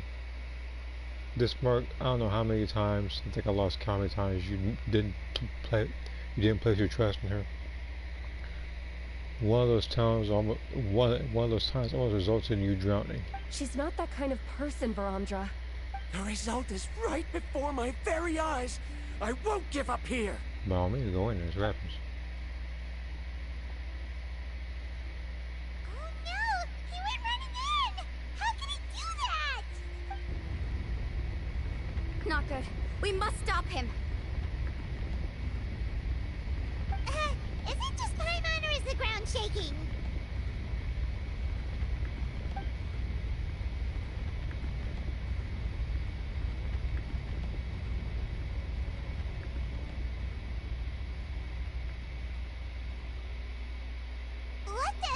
Where did these monsters come from? These monsters. Looks like the lava here is becoming active again. Misguide. Verandra, He'll be trapped by the lava. We need to hurry and take care of these monsters.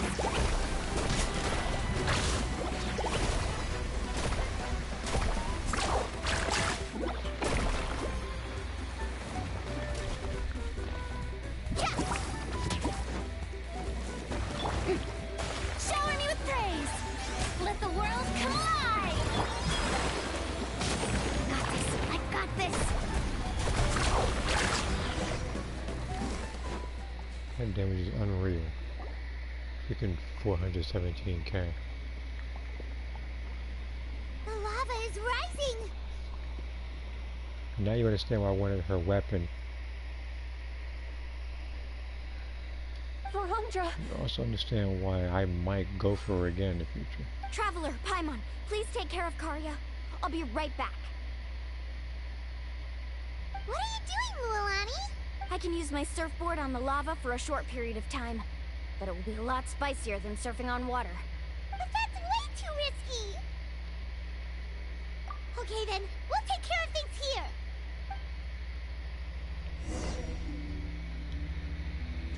Carving waves! The cave is becoming more and more unstable. I have to hurry.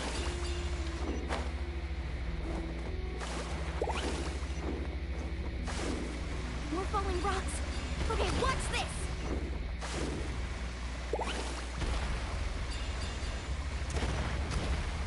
Need a surfboard?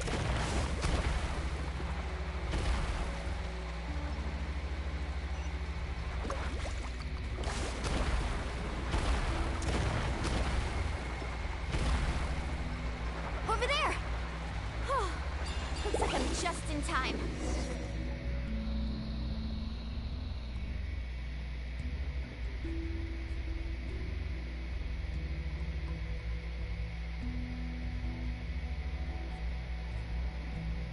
It's right there! I'm almost there! Look carefully. You can't get through the lava. You'll die if you try to make your way forward. Why don't you just give up? Why don't I give up? Well, I might not be able to do it, but what about you? Me? You have the ability to move over the lava. If you try, maybe you can reach the island and earn the highest honor for a guide. That way, you'll have the results you need to prove yourself, and even Ko'olo won't be able to question your abilities anymore. You want to know why I won't give up, but I'm asking why you'd give up such an opportunity. The lava is rising. If I take this risk, then how will the others get back? Did you forget? I already gave you my answer. You... Come with me. No!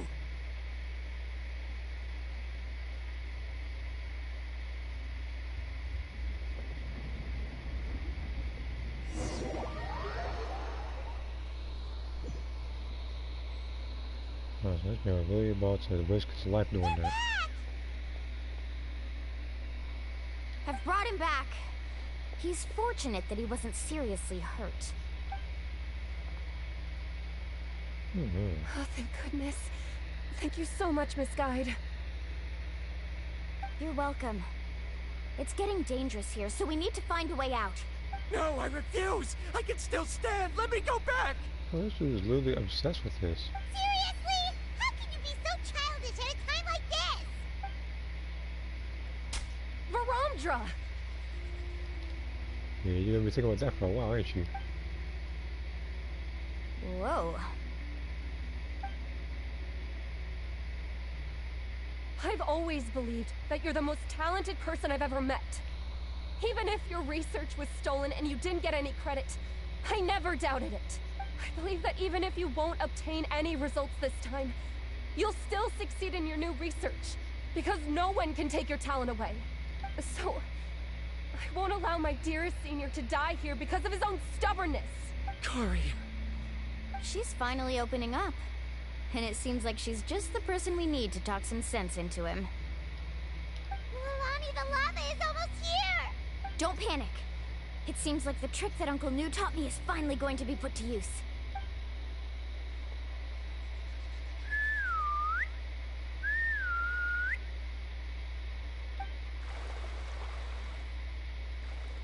Where did all these Koholosaurs come from? No time to explain. Just get on. Got it, got it!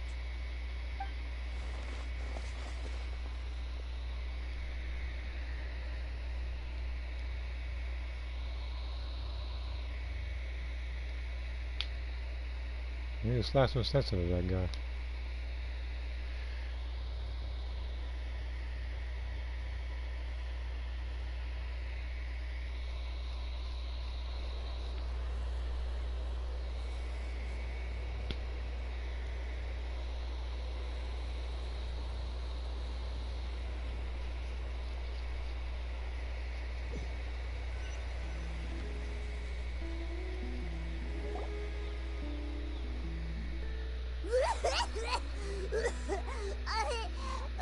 Paimon accidentally choked on some water again while riding the Koholosaur.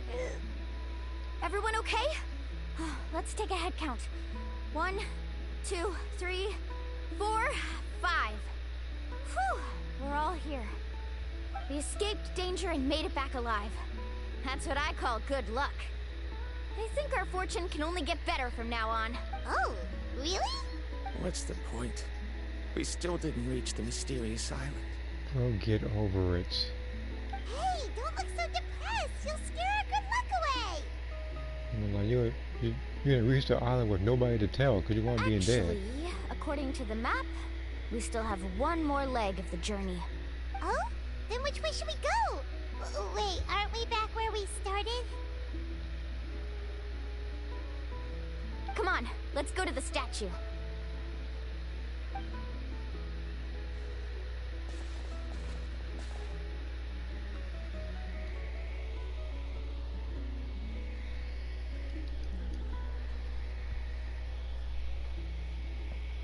So, what's the point of coming back here again? Here, look! Some hidden words appeared on the statue after I touched it. Really? Let Paimon try!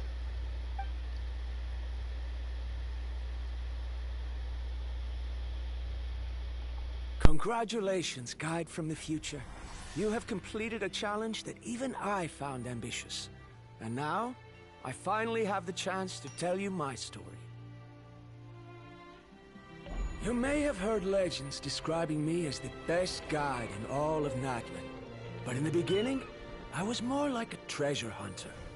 I chased results, facing countless dangers to prove myself. Time after time, I ventured where others didn't dare, never failing to bring back rare treasures.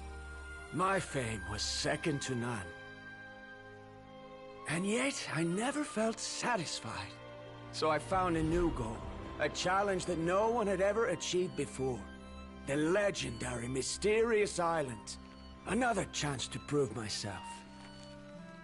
Unfortunately, my friends who had traveled with me all this time had grown tired of my nonsense. Instead of praise, they now showered me with words of caution. Perhaps this journey was one that I had to complete alone. But luckily, they decided to once again put up with my antics. Just as before, they came up with ingenious ways to help me move forward. They never let me down, even when I had to place my life in their hands. And they always trusted my judgment, even when it took a lot of courage. In the end, just as ever, we found the result we came for. But that golden glow was baiting me towards death. It was the glow of a rare ore, but it was also the warning sign of an impending eruption. Maybe if I pressed on and put my life on the line, I could get the result I wanted. And yet, there was a chance I'd lose something even more precious. But don't worry. In the end, I made the same choice as you.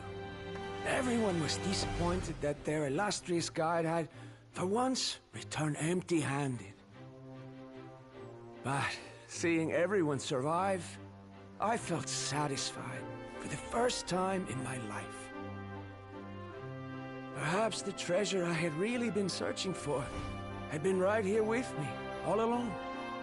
So, I decided to end my long journey and find a safe place for my hard-earned treasure. To me, this is the real mysterious island.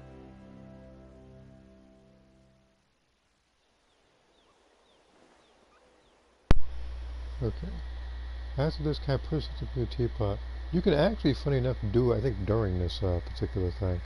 Just as long as no one else purchased it first, then you can get what you need from there. These must have been the words the first chief left for those that would come after him. In that case, the mysterious island from the legend is actually where the people of the springs are living now! I remember now that the elders once told me our tribe was originally founded on a small island. Later, the coastlines changed, allowing the island to become what it is today. The journey to the mysterious island starts exactly where it ends. Yeah, I think I understand the choice he made now. The golden glow is an indicator of when the lava will periodically erupt. If that's the case, the principle of vulcanite formation implies that it will only appear at the start of fierce lava activity. And the flowing lava will quickly swallow it and make it all disappear without a trace.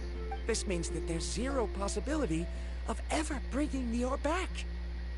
Are the results I've been chasing all this time only an illusion that can be seen from far away? Verandra. Our journey is not yet over.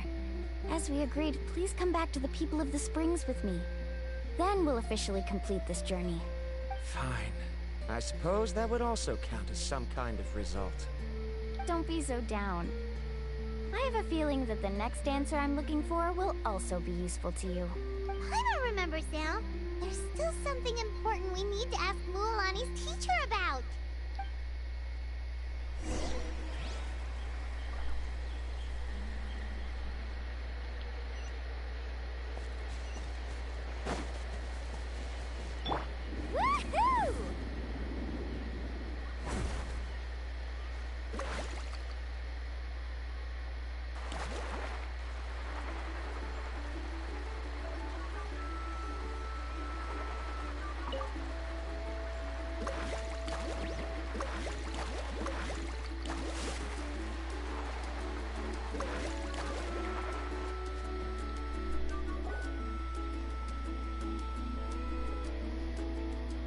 Uncle New! We're back!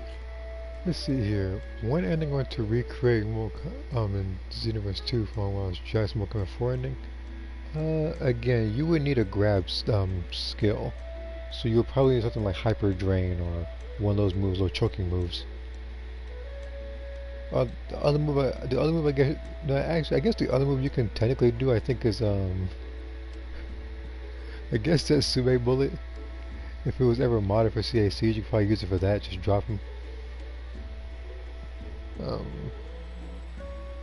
I want to say Gigantic Slam, but there's a Key Blast in it. That would make much sense. Ah, Mualani. It's good to see you again. I always knew you'd return safe and sound. Again, I feel like you could probably choke him with that move like Hyper Drain, and then you could probably use Cell's Zetsume Bullet to have the drop effect for the character. You'd probably have to do it in a map like you have to use a map with cliffs and stuff. Uncle, I've completed the journey to the mysterious island. I'm here to return the talisman. But you still have a question you wish to ask me, right? Yes. You've been there before, haven't you? Again, I don't think you can really recreate something like, I guess, like Reptile's ending, because while it's the same premise, it involves gore. Yes, I have. If that's the case, then you've gone on the same journey. But why didn't you tell anyone? Open field could work. Because I made a choice. Like open field, Archipelago would also work.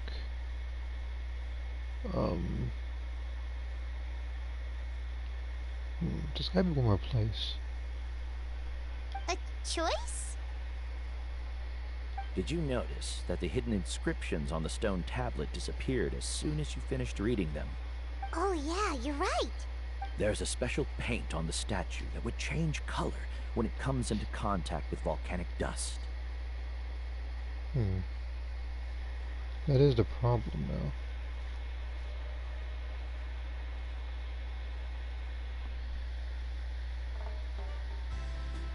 Maybe there's a way in one of the maps you can map glitch yourself.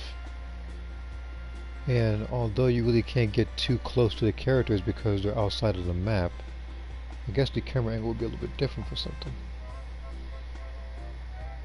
Either that or...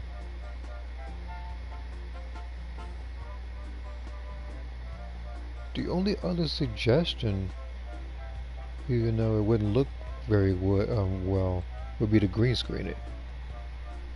Only those who have been to that underground like, space again, you would have to choose two characters that doesn't have a lot of green. See the hidden message. You'd have to slow down to wear off, the hidden inscription will disappear again. You'd have to slow down the particular scene by a lot. Maybe have some different camera angles each time. And you probably also have to take the visual effects off photo mode, because otherwise you'll see that green aura when there's siphoning energy.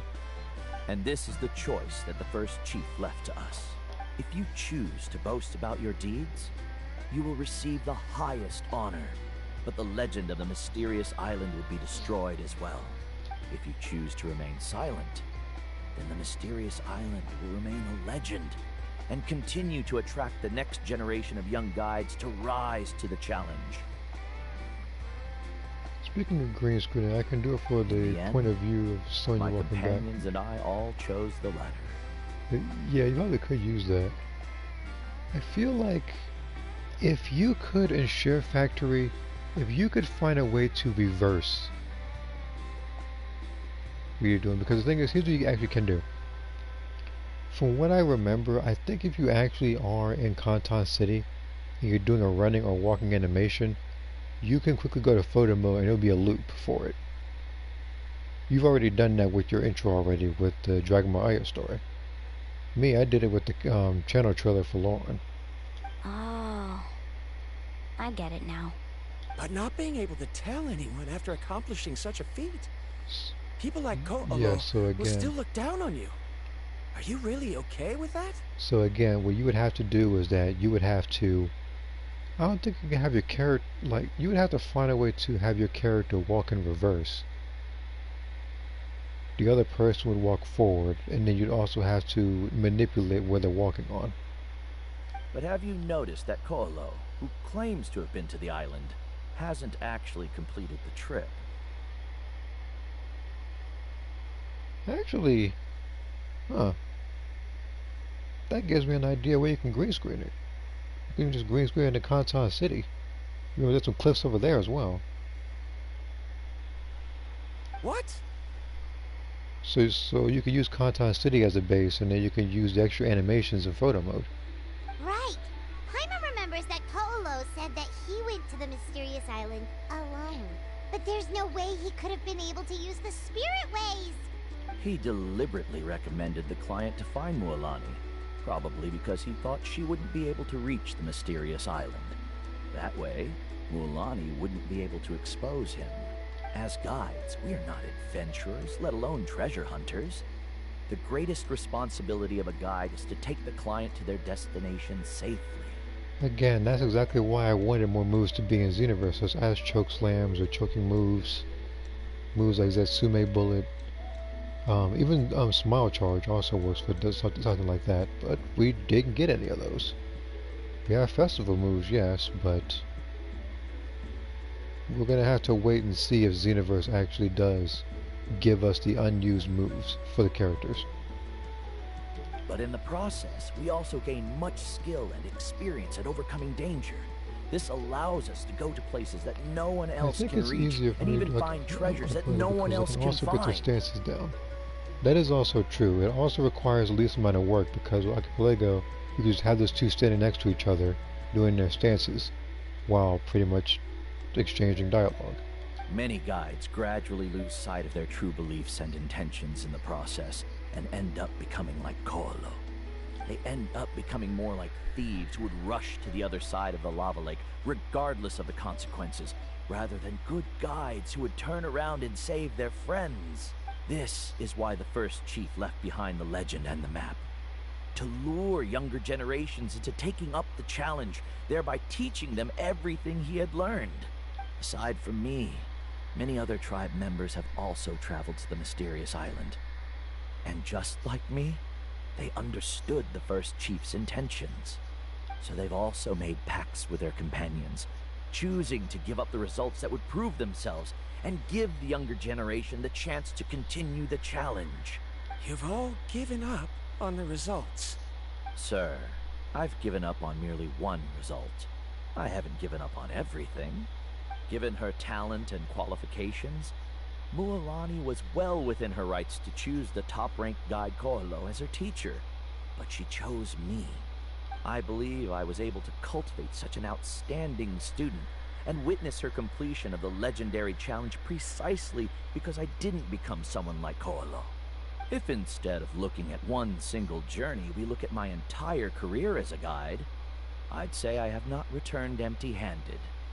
What about you?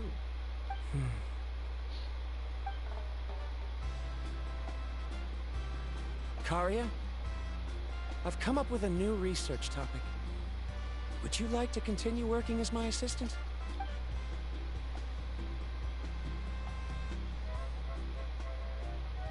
You're the same as always, Verandra. You always have to find evidence before coming to a conclusion. In any case, I can't give you an answer right now. Karia! Because you haven't prepared the proposal yet. Shouldn't you finish that first before recruiting assistants? How could you forget? Yes, of course. I'll certainly prepare all the necessary details. But I've always found your proposals fascinating, so I'm sure I won't be able to turn you down this time either.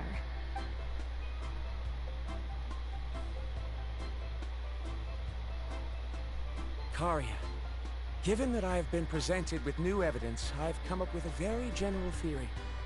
I can use the ideas from the Chief's speech to express it. Perhaps the treasure I'm seeking has been by my side the entire time. No. To be more precise, it's been with me even before I set out on this journey. I understand, Verandra.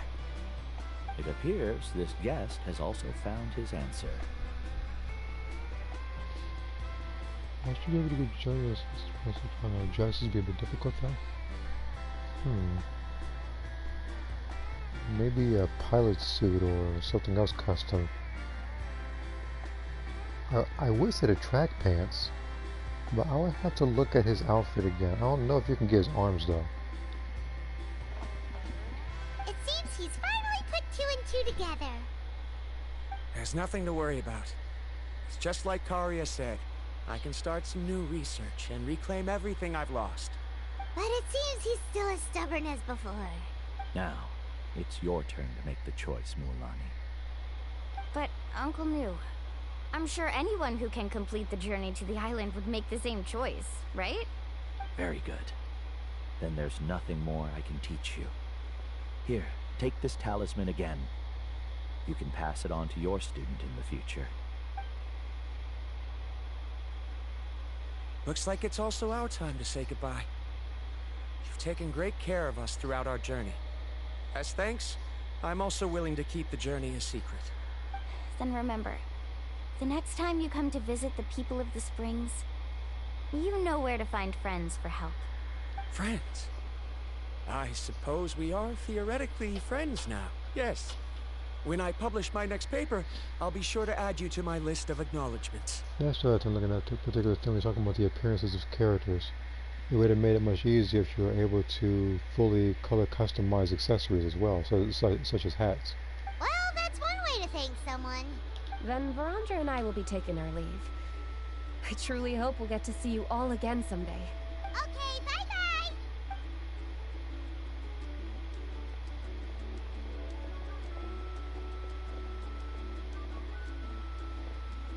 You're back already.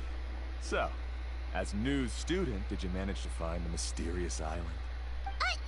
What are you doing here all of a sudden? Well, I found something even more precious than the island. 2 friends that I can trust with my life. You... Seems you really learned a lot from New about how to make yourself feel better. I knew it. How could anyone ever reach the island with so many hindrances? Mm-hmm.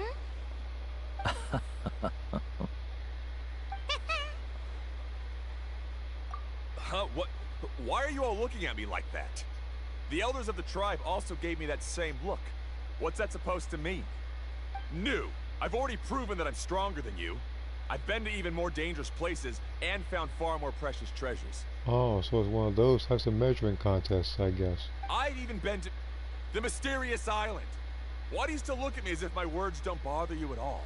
You're getting flexing for no reason. You haven't been there. Koholo, even if you had never been to the island, no one would deny your abilities. But as for what we would deny about you, only you can find the answer to that. Me? So now, our trip to the mysterious island is officially finished, right? Yeah, but I have one more place I want to show you. Come with me. Woohoo!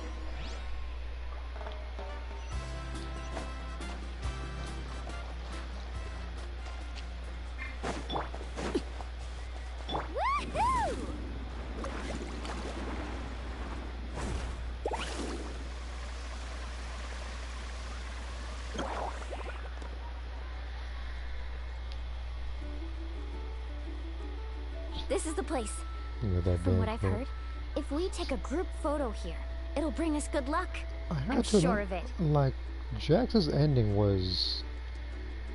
How quickly that's the ending? Because I remember as a kid, I think the first ending I think I've seen was Scorpion's ending. Because he was my favorite character. Then it was... It might have been Johnny Cage's ending next, I think I saw. Again, going by memories, this is well over 2 decades ago. Then it was, I think it was Sub-Zero, and now I think it was, might have been, I think it was Jax's ending. What made you think of taking a group photo? Well, we completed our trip to the mysterious island together, So of course we need a memento to keep. Johnny Cage, yeah. You've earned the greatest honor for a guide. Yet, you can only walk away with a photo of your friends. You're pretty amazing, Mualani. You really sacrificed a lot for your tribe. Right, that ending only showed that he was accepting a reward but wasn't humble about it at all.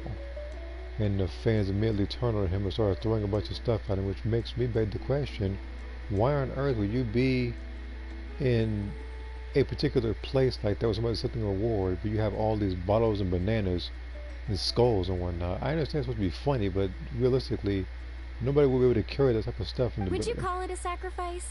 I don't really think so. Actually, after hearing Uncle Moo's answer, I have this vague feeling that... Like that's like if you were a comedian.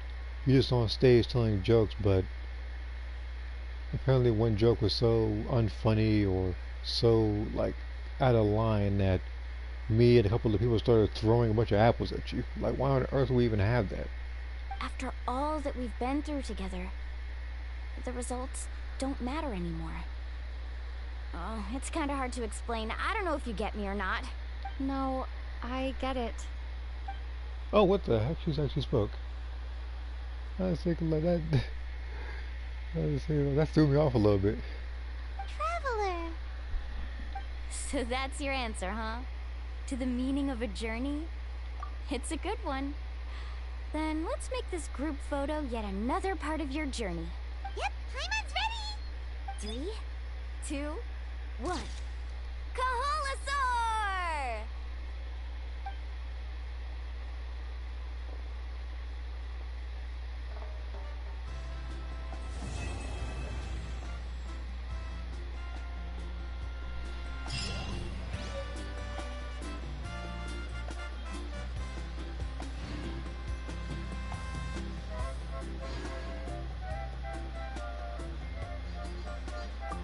I wonder when the next journey will begin. Let's see here. Red Tao's ending was garbage because, oh yeah, that was also amongst the first I saw because my brother, like, we played the game, we beat it and everything, we saw his ending, we was like, okay, do my honors agreement, and they was just like, nah, you died to the same people that you effortlessly beat. Because to be honest, this is my personal opinion, Shinnok was not the final boss of that game. That was an extra boss. That's like Athena when you fight her in SVC Chaos. The final boss is Goro, in my opinion. That mess is ridiculous.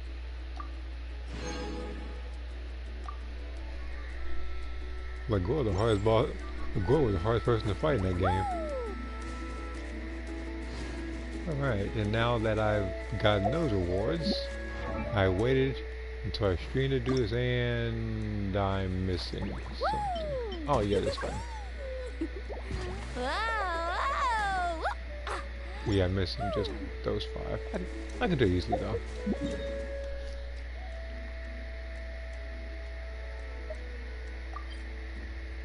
I'll probably set these awards first, and then I'll get to the place.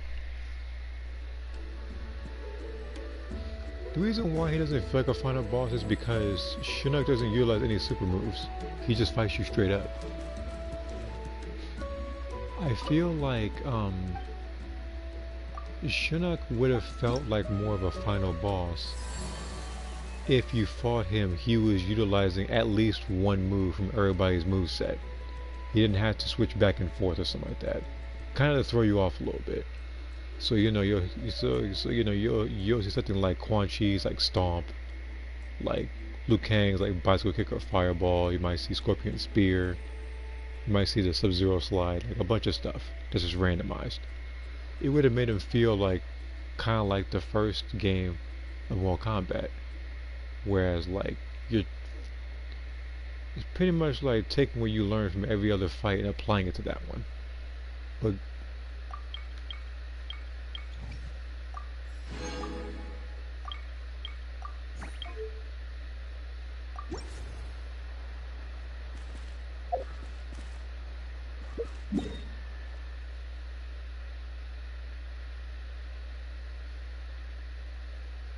Hey man, let's go to these particular places. Something.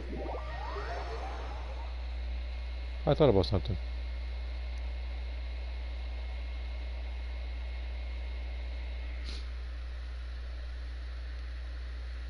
Yeah, he doesn't morph. He doesn't switch moves like he doesn't switch movesets. It's just a straight up fight. So he leaves himself at a disadvantage. Now you unlocked. I have to wait? Alright then. I was unaware I had to wait. I thought I had everything on the fly after doing that particular story, but I can wait. Well, I'm a patient person. Unless I'm playing certain games. Then I'm not as patient. I try to be though. I'll admit, like sometimes when I get a little bit impatient, but like, but yeah, that's exactly why I said AI should have been able to utilize more super moves. It would have made him feel like more of a threat in the final boss. If I serves me correctly, if you fight the tag version of him, like he has Quan Chi as a partner, and Goro I think has Johnny Cage as a partner. But they only have that kind of partnership because of the movie. That's also why in Armageddon you see the loading screens and stuff. No, not loading screens, like little background things. You see Johnny Cage smiling with Goro in the back, because canonically Liu Kang beats him in the tournament, not Johnny Cage.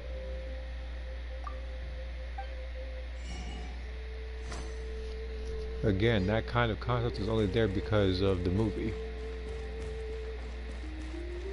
Which, by the way, like in the movie, Johnny Cage is basically overpowered for that one reason alone.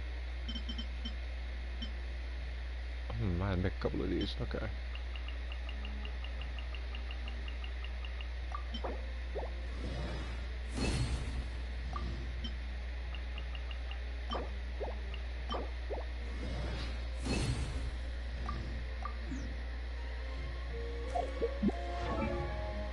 And now I can get sent to Milani to level 90. And now she's even more powerful than she used to be.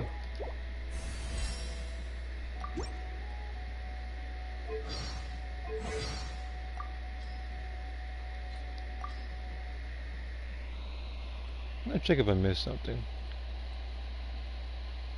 Okay. Armageddon menu inspired drawings. I had thought about that at one point.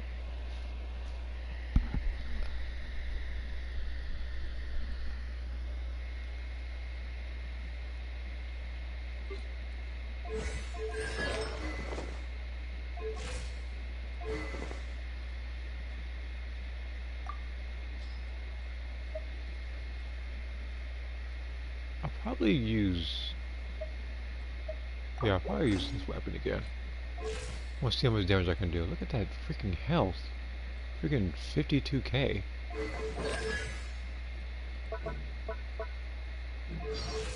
And the thing is, it's like this is not her at her most powerful, like at all.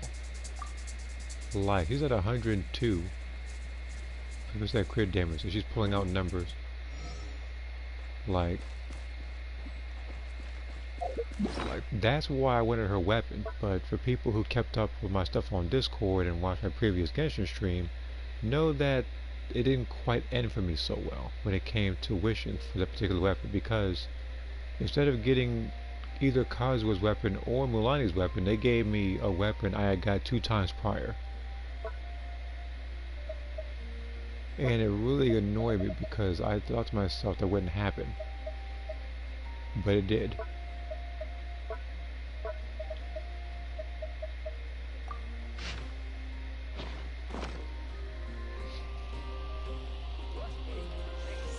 Goku to Frieza, Team Gohan to Cell, Vegeta to Kabu, Future Trunks to Fuse Zamasu, etc.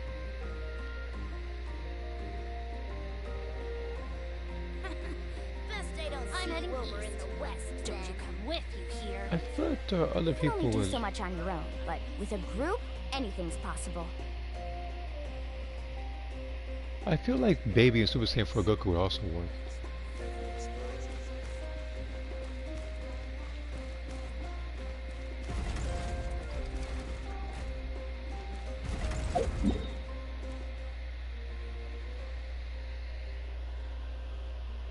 Another one that would work would probably be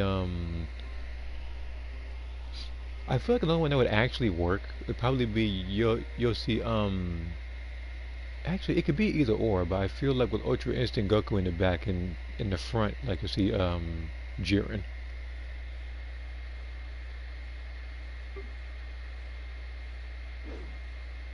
Okay. What day is this? Okay, okay, so it's Saturday today, so it's like whose stuff is on set? Okay, there's her.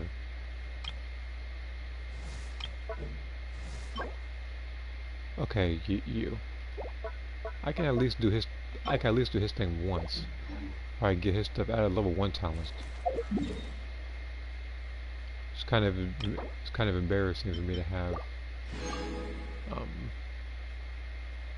him at such a low rank when it comes to his talents. Because I don't hate his character. I just didn't get around to building him. And I'm going the wrong direction, aren't I? Oh, no, I'm not. I'm not. I'm in the right direction.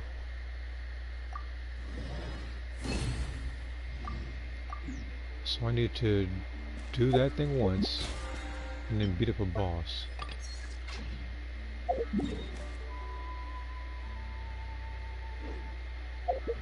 Say Kid Goku doing King Piccolo. That could also be true.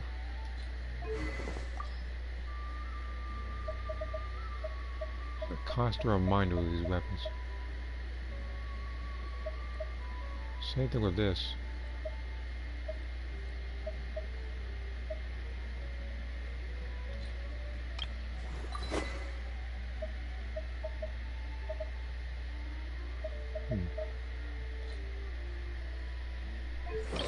Alright, let's go set those real quick.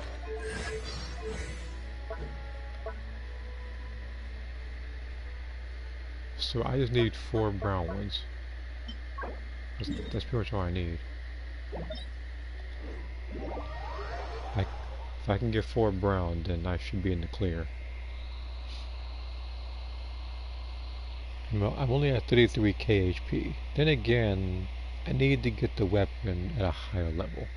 There are a couple of weapons you can get for her that give her a lot of health. And 3 of them I think are in fact 4 stars. There's this one, and this one.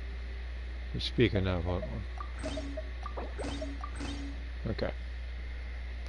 So every one of these weapons have the same base attack and HP percentage. It's just the substats that are different. Like this one, you know, it heals people a little more and gives people energy, while as these give more damage based on the amount of health you have. So I'm going to test out how much damage you can do with this weapon again.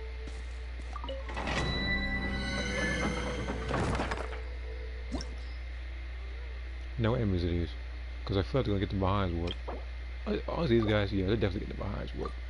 Say a silent prayer for them.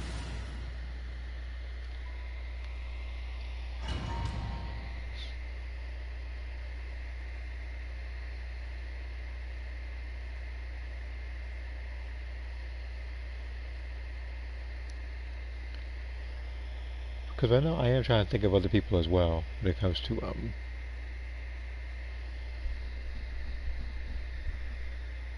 like those particular loading screens. It just depends on which person, I guess.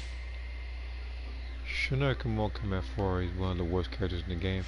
It's like he doesn't have anything himself.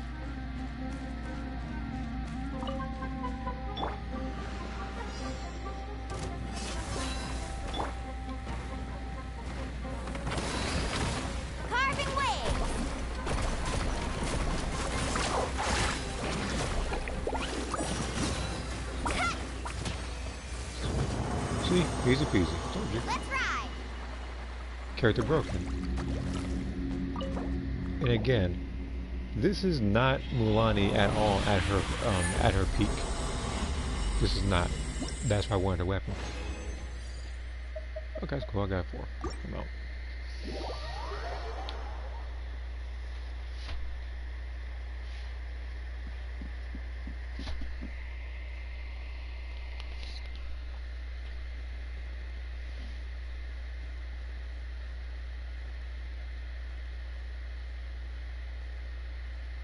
Yeah.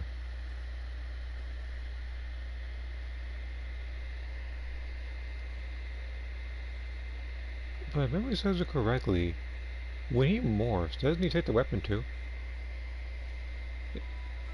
But from what I remember, that might not be the case. I think his base weapon is the is that spear, the Naginata, I believe it's called.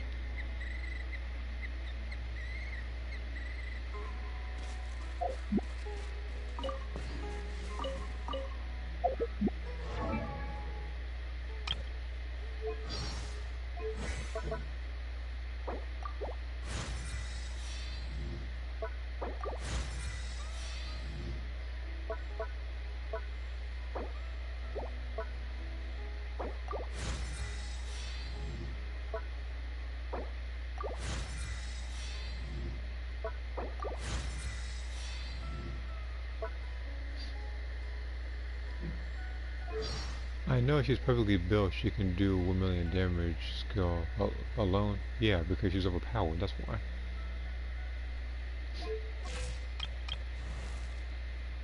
Say like it freaking like, and when she does vaporize damage, it makes it even more so.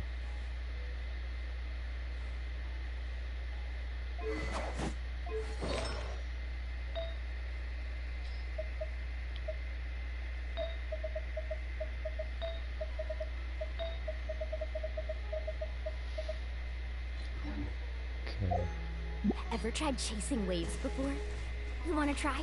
Well, come on, no time like the present. I'll help you find the closest beach. Woohoo!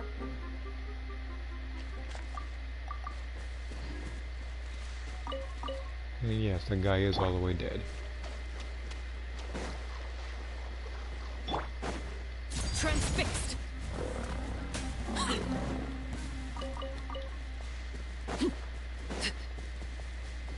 That really begs the question though, of these 5 stars, who deals the most damage? Because we have Arlecchino, Neglect, Mulani, who else is there that can deal massive amounts of damage? We can Navia.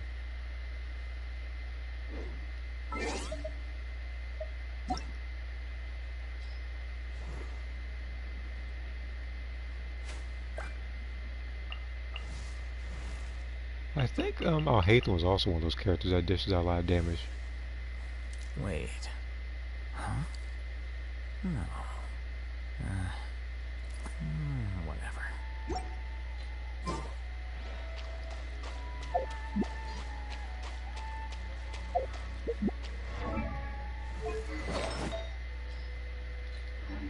Okay, I'm gonna try 2 more times to get her artifact. Again, the goal, I don't need an artifact for, what's her name? For Wolani. I'm perfectly comfortable with the artifact she has now. It's Arlecchino that I would need a new artifact set for. I'm trying to get the all black one, so I need the power damage bonus with good substats. Preferably attack percentage and crit damage. I don't really care about the crit rate. But as long as I get attack percentage and crit damage on a power artifact and it buffs those the majority of the time, I'm cool with it.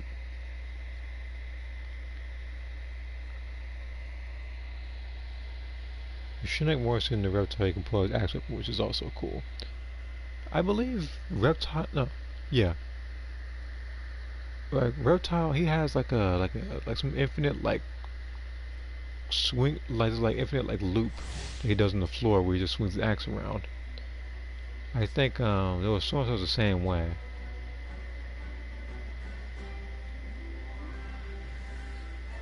But yeah, he just swings his axe around the entire time.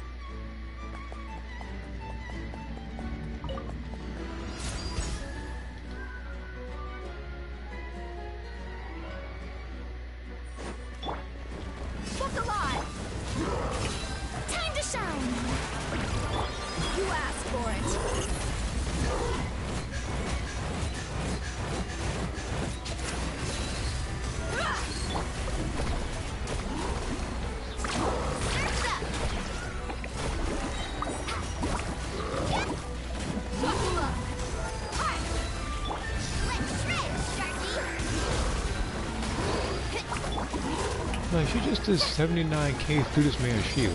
Transfixed.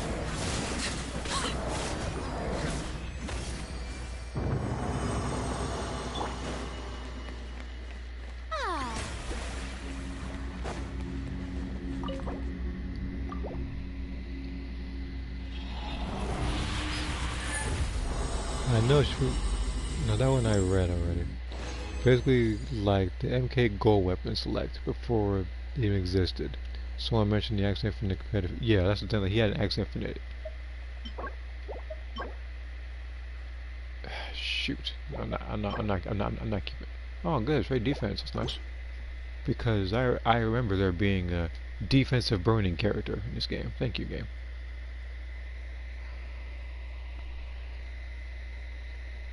Even if you were to build something like burning, you would do elemental mastery. If not attack. But yeah, I remember, that character I was talking, I think... Look alive! It's like I want to say Liu Kang, but I think I have to keep tapping square with him.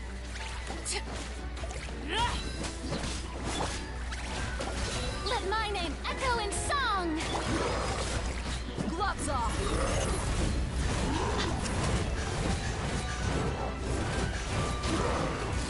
Let's get it on! Yoo-hoo! Master Flame!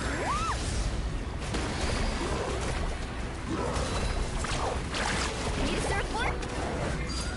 Overruled. This is where you find. Laid bare.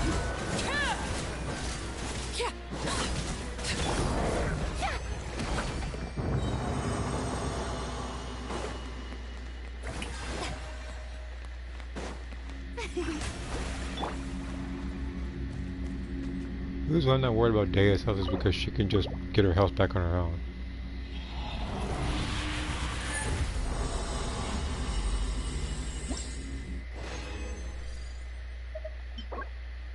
There it is, but the substats don't look as well as I hoped. The only way this particular artifact is salvageable is if it has crit damage, and it boosts nothing but. If it does, then like I said, it saves the artifact, and then she can have her own set. We'll have to wait and find out, because I've been trying to get a good pyro damage artifact for a very long while now. If I can't get it this way, then I have to wait until the end of the month, so I can collect those particular materials, so I can create an artifact. Like these things right here, hold on.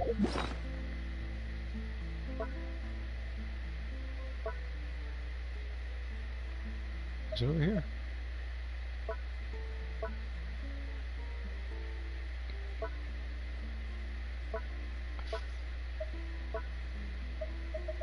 Because I only have but 2 of them. Yes, right here. These things. I need 2 more. But these are so, but those are so rare to get. It's insane.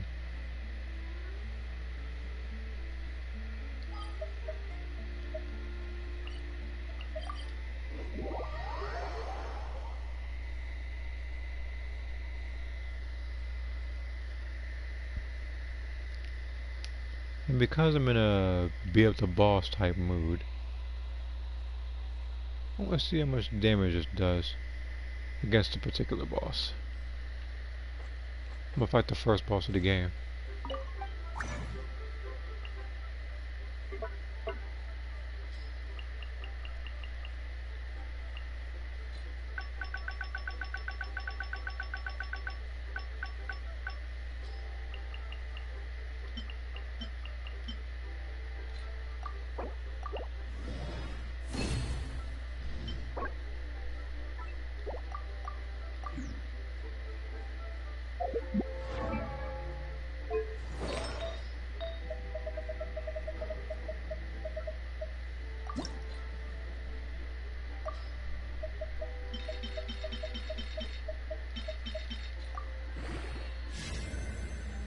HP percentage.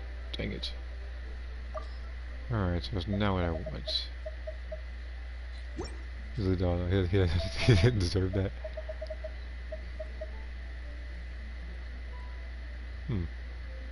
You know what?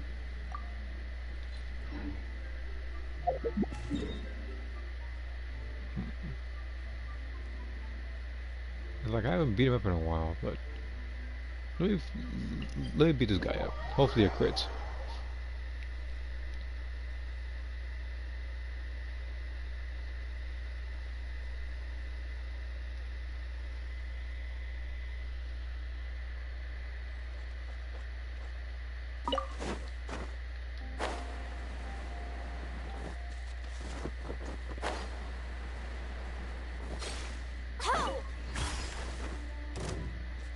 Carving waves! Ah, watch the surfboard! Woohoo! Transfixed.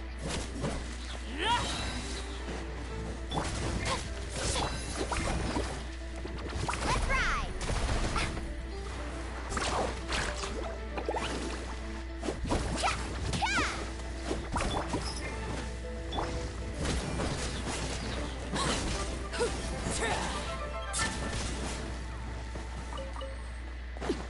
Haven't beaten him up in a while anyway.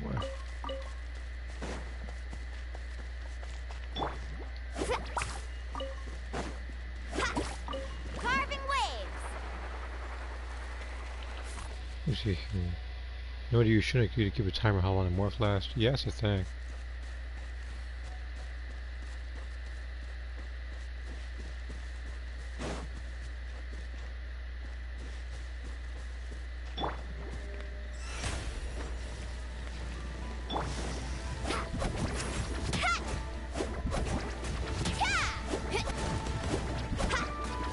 Off we go! Let the world collide!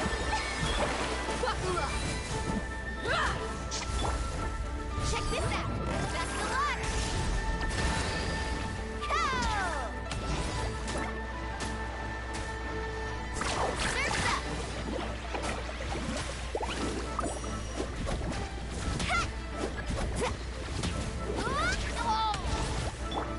They're messing around he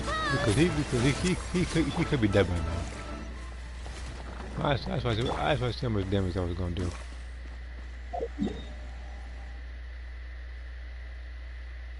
Alright, I need to fight a weekly boss so I can get a wish from the battle pass.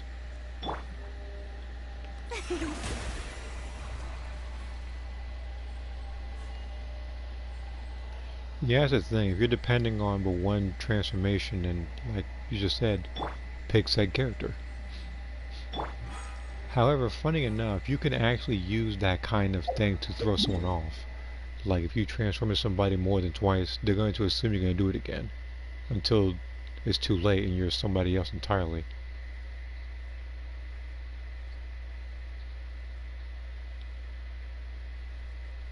Like example, I'll give you an example. Like if somebody thinks you're gonna use, let's say, Sub-Zero more than once, doing nothing but freezes and like slides, but then you can trick them by transforming into a character like Jax with a ground pound.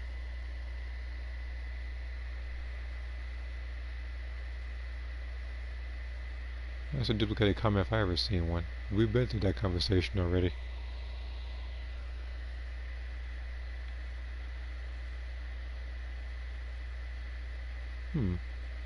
Actually, this one I haven't fought yet. On this thing. Tell you what. I'm gonna give this a I'm gonna give this 2 runs. 1 is gonna be on the stream. 2 will be when I add custom music to it. So unfortunately, Arlecchino has to get beat up twice. On top of that, if I screw up, this can just be a damage run, because again, it's like the other one, I usually do no damage runs for.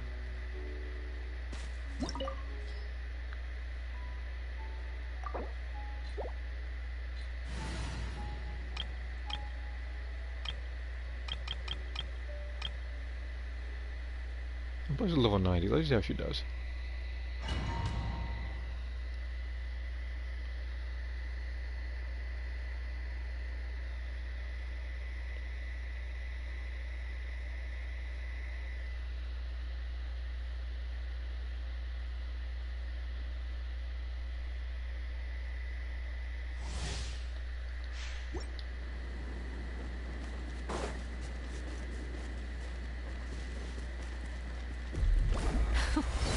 Afraid?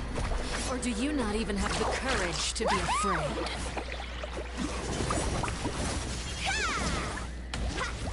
Is it my turn now?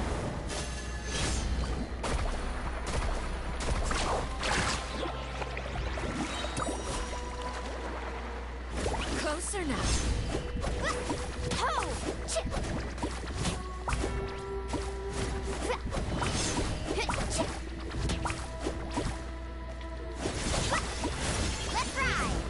Is it my turn now? With these rising flames!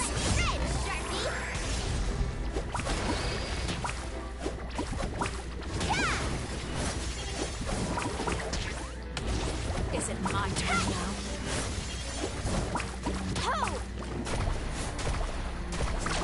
Amazing!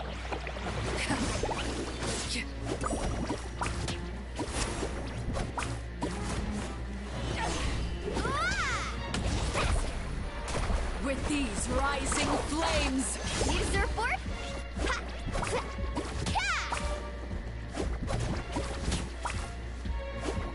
Closer now. Now that's more like it.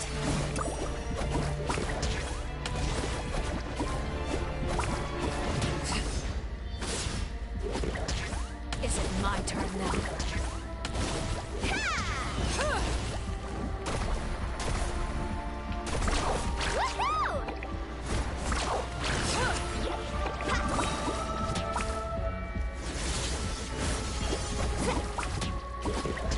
With these rising flames, how amusing. Amazing!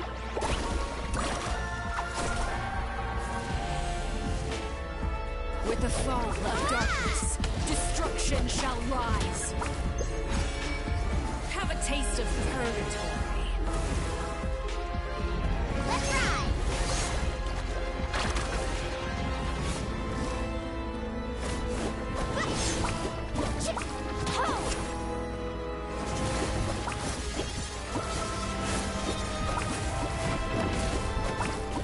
Is it my turn now? With these rising flames,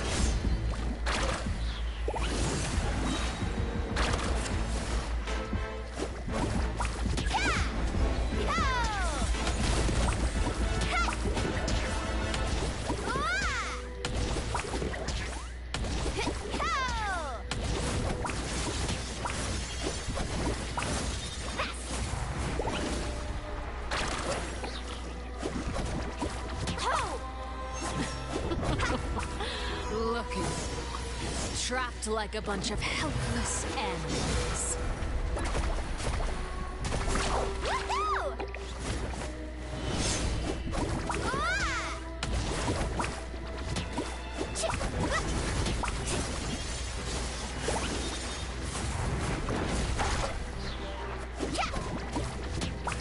Is it my turn now?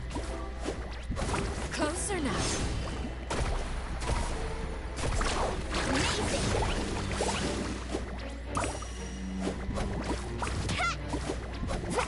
Have a taste of purgatory.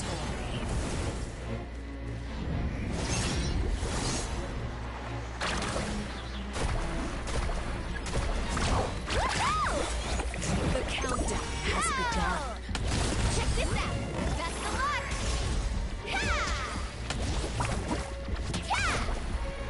Not bad. You've proven to be a worthy opponent after.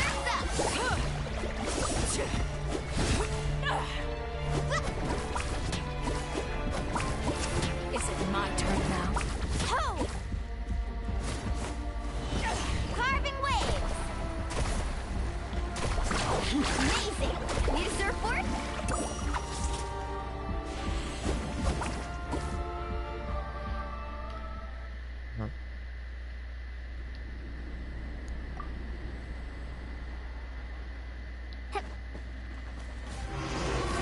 All kindness has been seared Yeah, I away. missed the pro wheel. My blade is all that remains.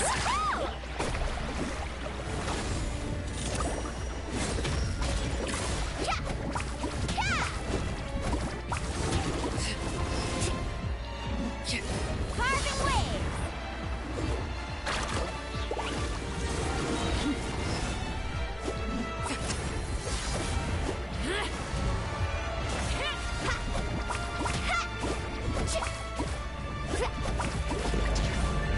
Let's shred, Sharky!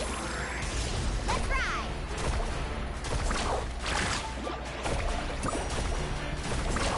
Amazing!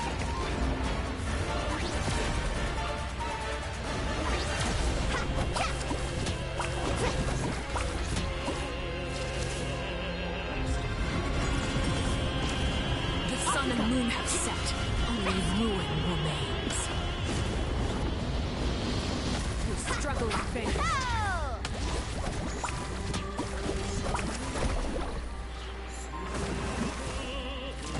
Need a surfboard?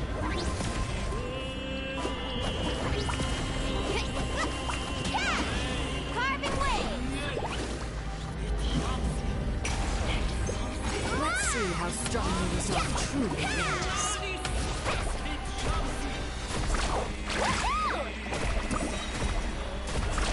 Surf's up! Off we go!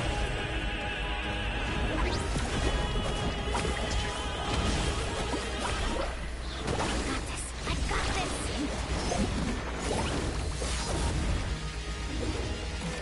Alright, be more careful. Need a surfboard? I think you might kill if you're not careful. Off we go!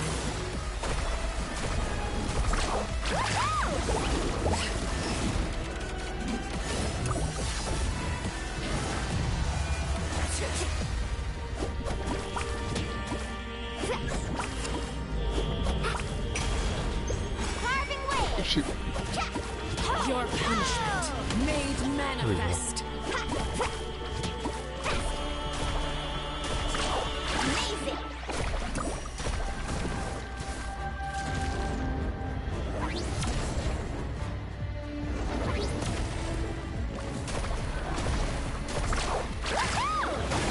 Need a surfboard?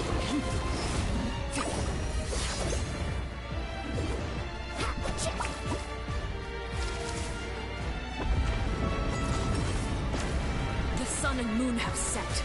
Only ruin remains. You struggle in Let's vain. Surf's up! Almost lost that just now. But yeah, as you can see, that's pretty much the stuff I have to edit out anytime I get hit. And no, I didn't have to do that one-on-one. Just kind of felt like it. I feel like getting that wish and wanting to earn it.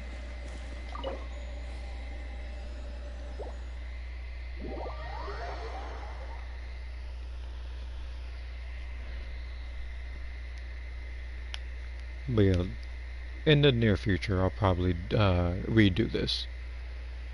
Had a couple of mess ups that time around, and I feel like I really need to have a different artifact set when I go to fight her.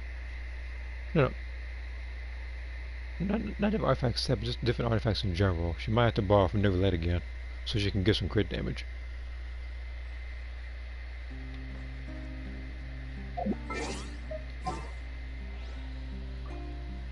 Making me back to the question, just how much wishes do I have?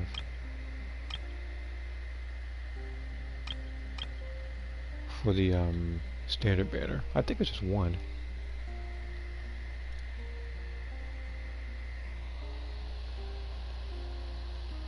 Let me see here. Plasma time moves. Chinook would be fun to use if you guys know moves. Yeah, he again. I feel like his moves should have involved more of his skeletons and stuff, which they actually did more in Armageddon.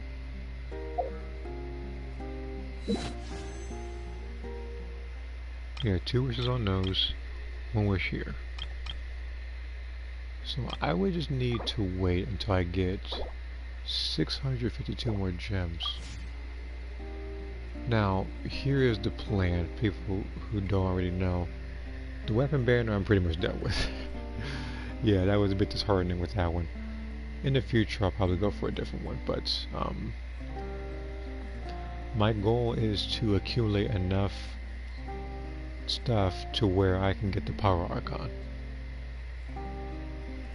I remember I waited a very long time to get Dea, so I'll probably have to kind of bring back that same energy to get her, because 1, she's a power character, 2, she's a Claymore character, and I like her design.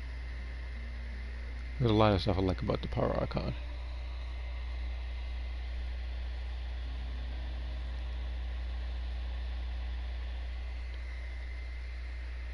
Wait, which one is the second one? You're talking about the one where he just smushes you? You're talking about the little bottle cap thing?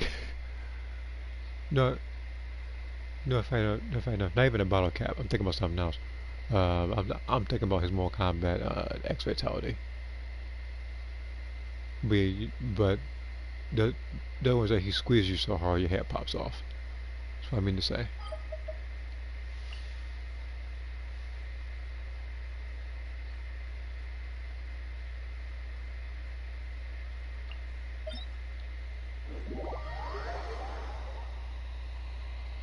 Smushes? Okay. So just to clap, whatever. So cool if you're... What character are you talking about? Milani? She is a cool character. Now if you're talking about the Power Archon, I like her more. And that's what I'm going to be diverting all my attention to, is her. Because again, I like Milani, I like these other characters, but... No, it's not treasure. I thought it was, and I thought this guy got to beat up for it.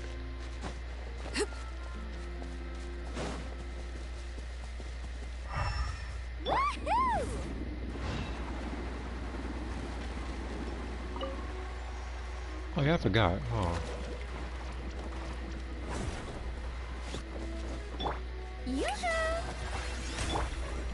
Yeah, Mulan was getting behind with earlier. So like I said, when I fight Arlecchino again, I'm gonna switch her artifact set a little bit.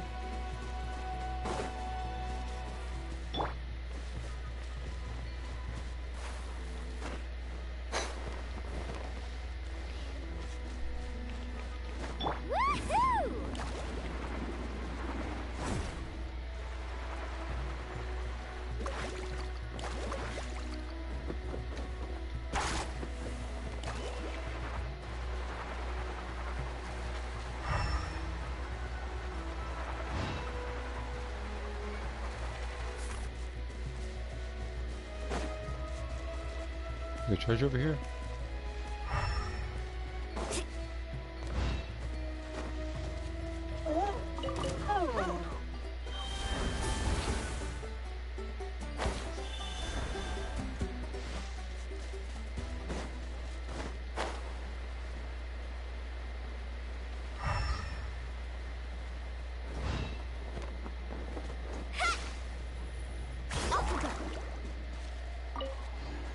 So who would win, Arlecchino or the Power Archon?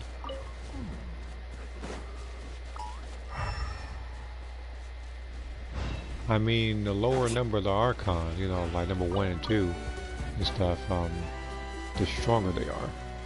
And Arlecchino is, what was she, the 4th Harbinger, I think it was?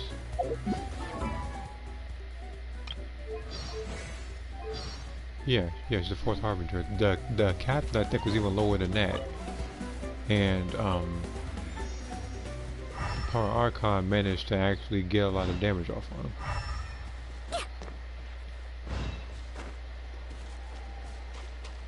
It would just depend on if Arlecchino also takes the fight seriously too, because when she fought your character, she wasn't going 100%. Otherwise, your character would be dead.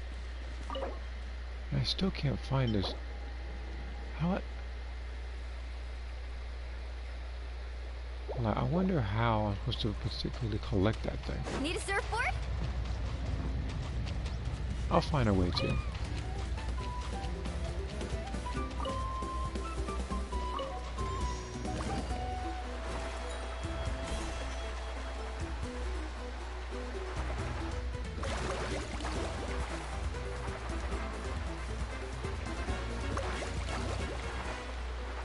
Look, the lower the number, the stronger they are.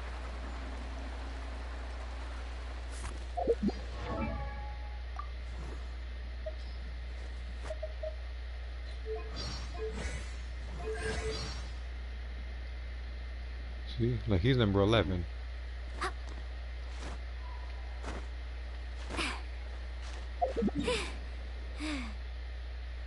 And even then, he's still he's still incredibly strong.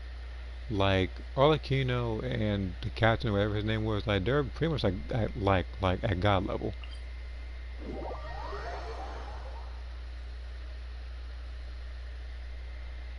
I believe so. If he is lower number, yes.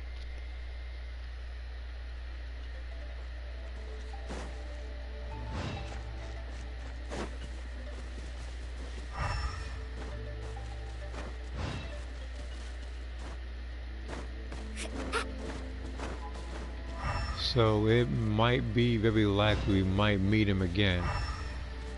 He might have to. He might be a he might be weekly boss.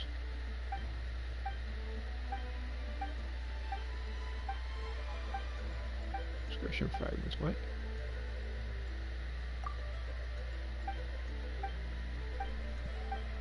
It's a lot of talking. I think I went to the right person then.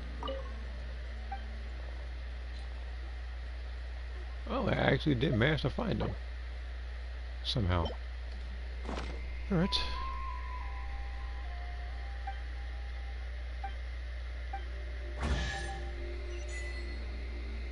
Well, okay then.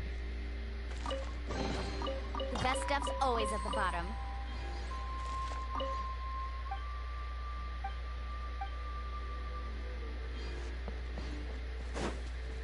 So how much power surge do I have now? 23, so I only need 7 more. Carving waves!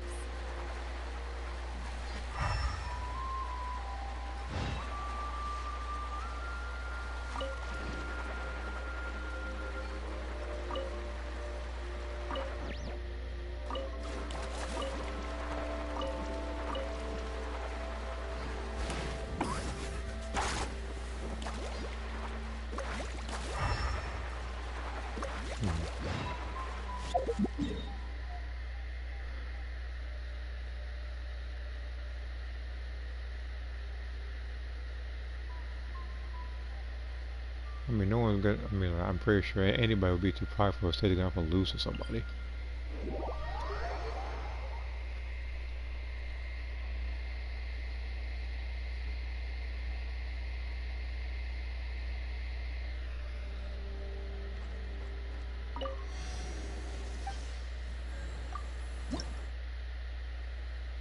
Could have swore I had more than 2. Anyway, but this just makes me beg the question now. How on earth? Oh, okay. Like, how on earth do we get the power element? This is like the first time where like I really had to like really think about what I'm supposed to do for this thing. I've done everything so far. I feel like it might come a little later. But I'm telling you right now, if I had to wait this long, the power element for the traveler better be a relatively strong one.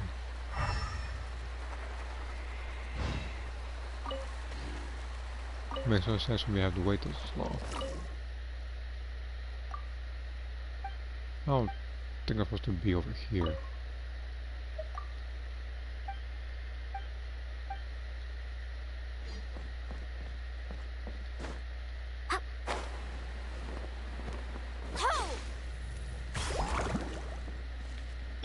Let's get it on!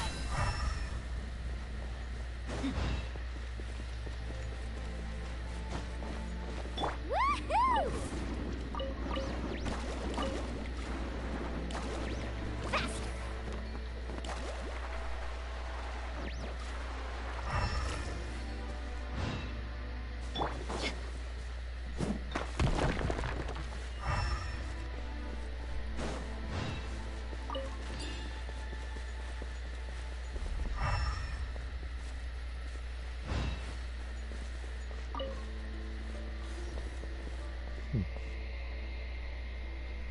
Hold on.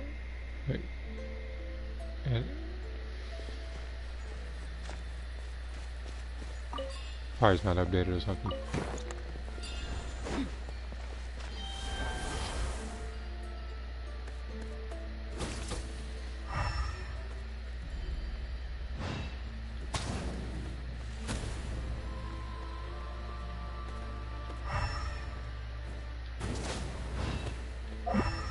I haven't a clue why I'm still over here.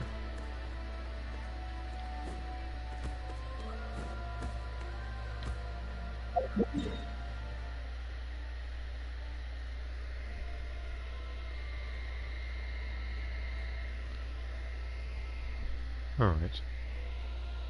A bit anticlimactic, but I've done what I needed to do and don't want to draw this out, so I'll end it right here. So, for those who did watch the stream and the last one I did, thank you for tuning in. I will probably do more stuff tomorrow. I know it's very likely that off stream tomorrow I'll probably do more Festival Universes. Because I don't really need to be top 50, but I do need to get more points for the future. So I'll see you guys later.